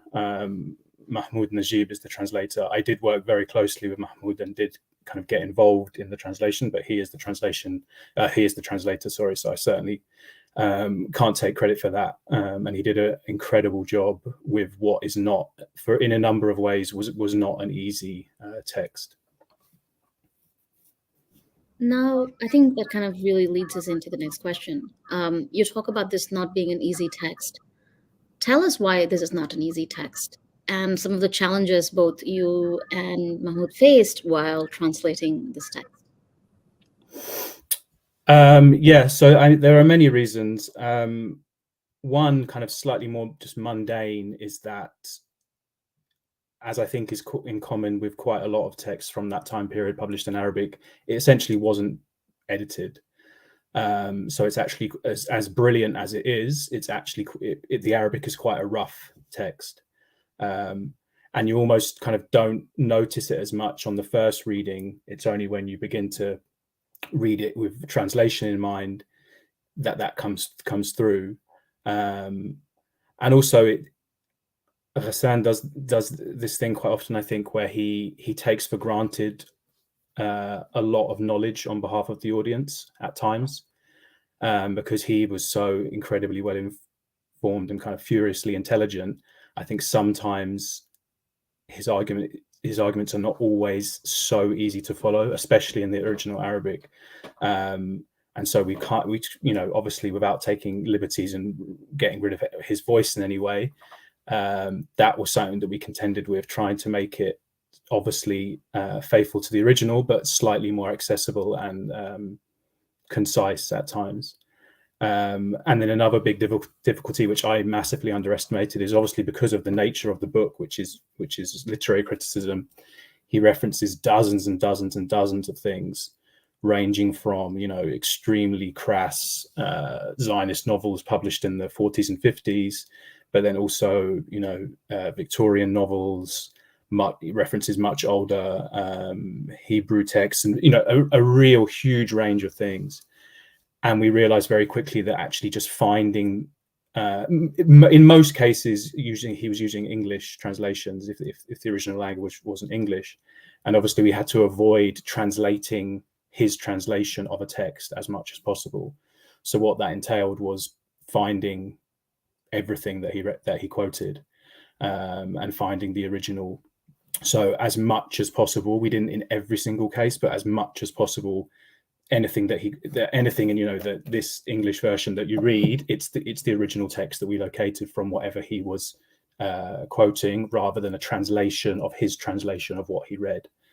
And even though that was very, very problematic and time consuming and quite stressful, I think it really enriched the experience for us both, because it actually meant we had to figuratively follow his kind of literary tracks and read every single thing that he read. And obviously, and see it in context as well. And also in doing so, obviously that entailed quite a lot of research on our behalf. And in doing that, we discovered things that Ghassan himself couldn't have known at the time, but massively vindicate many elements of his argument. So even though it was more work than I had reckoned with, I think it actually made it a more rich experience. And hopefully I think it manifests in the book as well, because particularly interesting things that we located during that process of research are now all in the book in translators' notes. So yeah, I mean that gives you an idea of the kind of difficulties, and also it's I think he makes a lot of arguments, and at times the arguments are quite hard to follow. Not because of his argumentation being poor, but because it's a complex subject. And like I say, at times he does take for granted a certain level of knowledge or kind of quick pickup of comprehension on behalf of the audience. So that was a challenge as well. The other thing that I really want to talk about is the idea of the revolutionary as a critique. Within the Western publishing world, literary criticism is seen in a very specific way. But here you have a figure like Kanafani writing literary criticism. Can you tell us a little bit more about this idea of a revolutionary as a critique? Yeah, I mean, so it's almost not an exaggeration to say that just from reading the introduction of the original Arabic, which is probably about 2 years ago, I read it for the first time. I'd had it for a while, but I hadn't got around to reading it, and I read it. Almost within reading the introduction, I decided, like, khalas, this has to be translated. And one of the main reasons for that is he concludes his introduction by saying, I'm paraphrasing obviously, but he basically says, this book is replete with examples that contain, offensive and untrue and absurd things about Palestinians and Arabs. But generally, I don't even bother to refute them because it's taken for granted that, the people I'm talking to know what he refers to throughout the book as the heart of the matter. And he says, in fact, the only reason I'm reading all these things and doing this analysis is on the basis of one principle: know your enemy. And the introduction ends with that: know your enemy. And I almost got kind of goosebumps reading that because, not only did that enemy kill him 5 years after he wrote those words, but because I think to use his own phrase, it strikes at the heart of the matter, which is that this was not a book written out of intellectual curiosity or scholarly ambition or, kind of to fulfill a certain contract, on a financial level. This was a book written by a Palestinian revolutionary, furiously trying to figure out not only. So I think one thing to speak to your question, he wrote this at a particularly tumultuous revolutionary time. So it's written in 1967, and it's released. And you can see if you read it, the second half is clearly written after the June War, the 67 War. So he's writing at a time of a revolutionary, tumultuous time, but also a time of defeat, a time in which in the 67 War, Israel has massively expanded territorially, is very much the victor. But not only that, it's dominated and kind of won to some extent the propaganda battle. And you can see that's what he's grappling with in that moment. How have, supposed progressives in the West been propagandized to such an extent that Israel's aggression in the Six-Day War is perceived as something virtuous that they should support? Because, I think obviously the broader context at this time is that large swathes of the left have been convinced or accepted that Israel is essentially a progressive force in the region, to the extent to which, for example, going to work on a kibbutz is considered at that time by large elements of the left as a kind of, almost socialist or progressive thing to do. So it's an enormous success of propaganda that you have people that would identify as progressive and leftist, etc., actively taking part in settler colonialist practices and perceiving themselves to be doing something good, quote unquote. So it's in that context that he's trying to basically figure out how has this happened. And also, I think another interesting thing about the moment in which the book is written is that it's written before the formation of the PFLP, in which Ghassan was instrumental. And obviously, the disaster of the Six-Day War, or the Naksa, it impacted negatively the standing and the popularity of Arab nationalism, which him and George Habash up to that point had been proponents of. And so it's written at a kind of liminal stage, I think, in his ideological development. And the PFLP was founded 1 year later. And just one further thing about, the revolutionary as critic, I think that was one of my big motivations in publishing this book, to try and begin a process of a more rounded, complete view of Kanafani in the Anglosphere, because, as you say, he was a revolutionary. He absolutely endorsed armed struggle. He endorsed armed resistance, and I think the fact that his non-fiction hasn't been translated into English has led to a slight softening or almost kind of liberal kind of framing of Kanafani to some extent, as though kind of art is the only means of resistance. And, you know, this is not me saying that fiction does not play a role in resistance. Of course that it does. But I think you know, armed resistance and resistance through art and other means, other peaceful means, they should all be considered kind of broader constituent parts of a whole of resistance. And I think that's been lost in some kind of Palestine solidarity circles in the West, which would rarely endorse armed struggle in the way that Kanafani repeatedly and explicitly did. So it's also, as much as it's about the importance and the excellence of this book specifically, it's also about trying to encourage more translation and more engagement with his nonfiction, because obviously there's much more, and you know, there are many other books that I could have chosen to do this, including for example, his studies of Palestinian resistance literature. But yeah, I've probably said enough. Yeah. So you're bringing a text that was written in a very specific historical period to the present, and much has changed in that time. And of course, there is the politics of citation, and of course, the politics of language. Sometimes language itself sometimes evolves, mutates to mean something completely different, even in a small time frame. So what was it like in terms of thinking through the language that one uses? In terms of references, in terms of the politics of citations, were there specific ideas or issues that you had to keep in mind when bringing this text to the present? But again, not just framing him as the liberal framing, but really placing him in terms of his politics and ideas. Yeah, that's a good question. I mean, one thing I have to admit is that there were mistakes in the references, which didn't help things.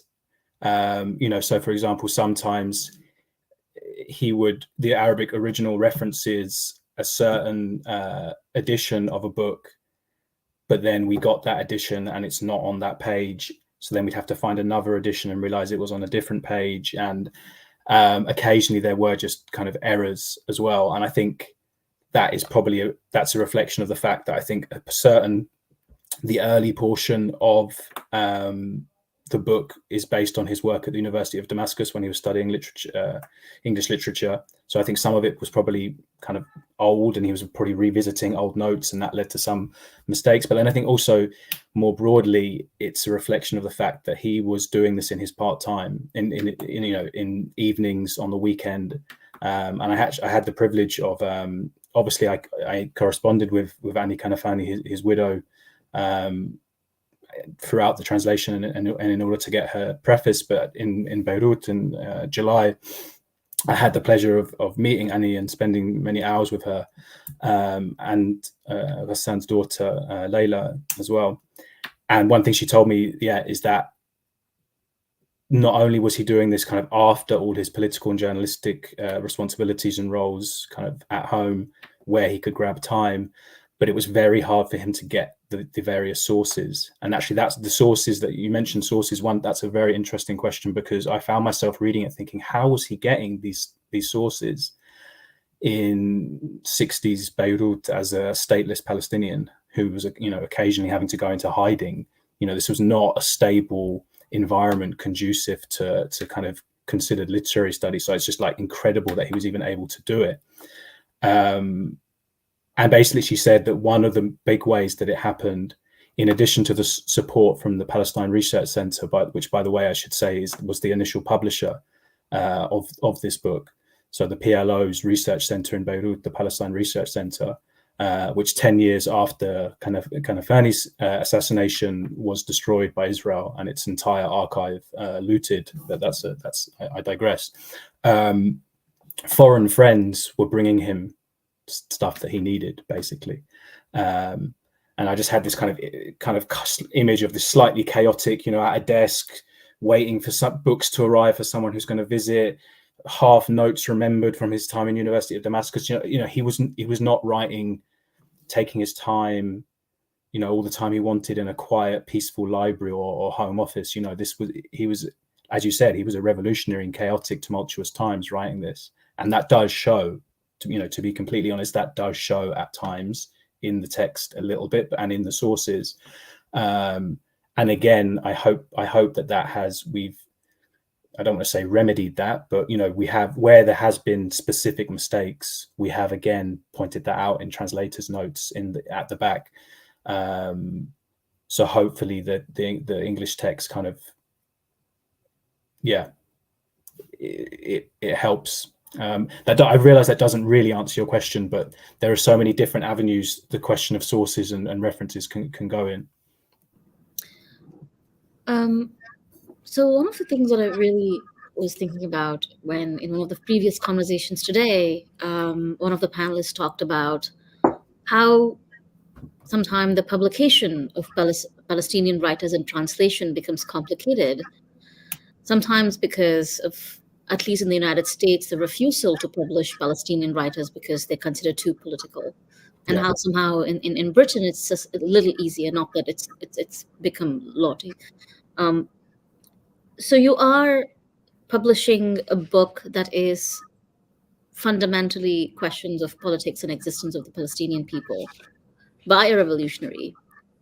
Were there specific concerns about a project like this being derailed, or a project like this not reaching a wider audience, because you do want to bring this into a public conversation? But how does one have these public conversations, even in translation, when the politics of the public space has almost made it impossible to discuss certain kind of Palestinian texts and spaces? How do you, as both an editor, as someone who is championing these translations, how does one think through these things? Yeah, it's a very good question. And actually, I only caught the panel immediately before ours, but I was very struck by something Sonia said about Palestinian writers always having to feel they have to tiptoe or be on the defensive, because in this book, I mean, as he did in life, Ghassan absolutely refuses to tiptoe or be on the defensive in any way whatsoever. And as Sonia said as well, it struck me when she said, I don't want to be careful. This is my life. And I think that really comes through in Kanafani's text, not in a way that makes it not kind of objective and serious analysis, but you can feel he is grappling with something of great importance to him beyond, like I said, professional ambition or intellectual curiosity. This is him. This is his life. And that's obviously very moving and powerful. And I don't really think I've read literary criticism like that before. I mean, I think that was to go back to one of your first questions, why this book? I just remember when I read the Arabic, just thinking, I've never read anything really like this before. I've now gone on such a tangent, I forgot. Oh no, yeah. So the environment. I mean, I'm not naive. Is this going to be reviewed by mainstream publications, by newspapers, by is it going to be stocked in kind of the mainstream book chains, Waterstones here or wherever? Is it going to kind of be one of those books put at the front of the window, or no, it's not. And I think it's incumbent upon us to come up with alternative avenues. I mean, one good thing is that the way in which we publish it does get picked up by third-party sellers. So you can, for example, buy it on Barnes & Noble in the US. Is it going to be in Barnes & Noble shops? No, I don't think it's going to be.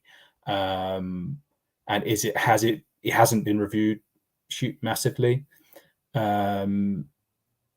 But I think that was to be expected, and it hasn't really stopped. It hasn't really stopped sales. I mean, we didn't really have a huge gauge on how much it would sell or not, but I'm very pleased with sales. And I know that some reviews are forthcoming, and it's been received very well on the whole. Obviously Zionists will absolutely despise this book. And in fact, I'm almost surprised there hasn't been a kind of very negative review of it in a Zionist publication, calling it, anti-Semitic ramblings.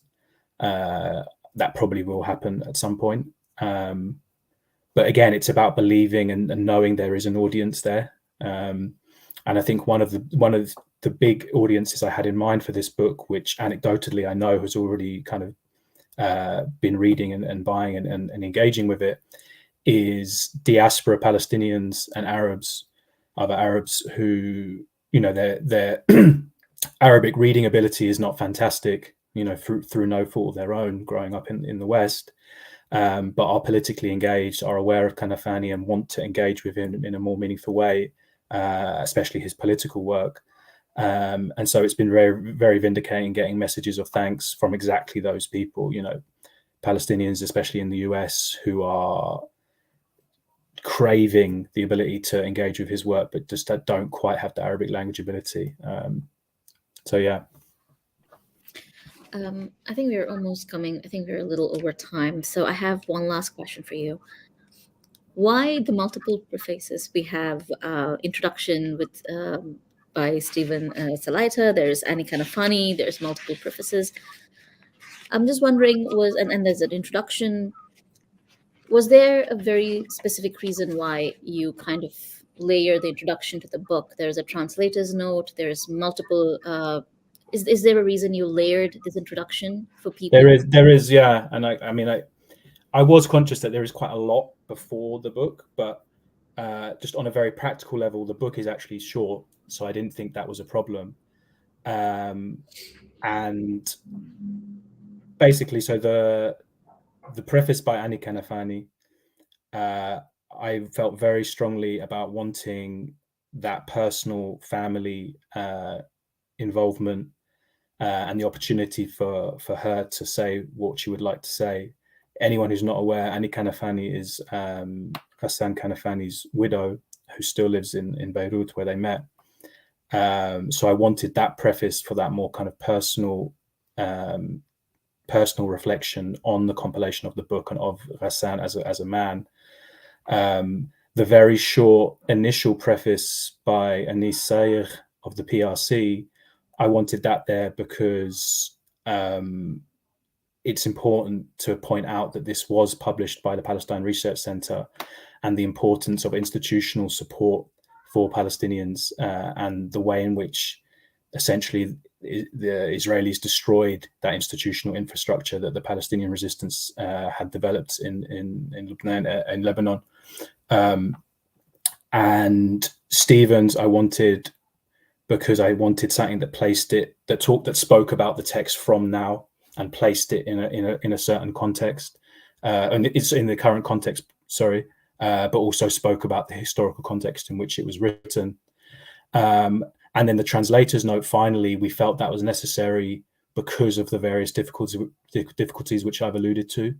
And, I think far too often, and I'm sure many people listening would appreciate this, I think translators are not given enough credit, basically, and not given enough voice.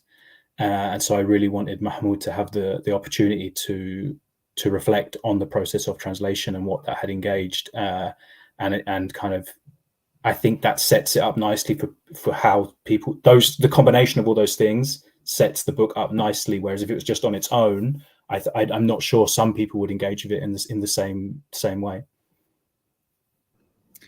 Louis, thank you so much for this book. I actually got this book just before I went to do my own fieldwork in India, where we are right now with my dear friend Francesca Recchia. We're working on a book on India's political prisoners. And one of the things that we grappled with, and I did in particular, is to think about the language and language of resistance. And I carried this book with me, and I was reading it as we were doing the fieldwork when the book arrived. And it's just remarkable. And Bhakti will tell you how I was just, it was very important for me that we talked about this book, we championed this book, but also made sure that the series that you're editing is something that reaches more people. Thank you so much for your time. And thank you. The book is available and you can order it in bookstores. It's available online. And I hope a lot of you do buy this book. Thank you so much. And again, Bhakti Sringarpure for putting all of this together and making sure that we are all in conversation. Thank you so much. Thank you.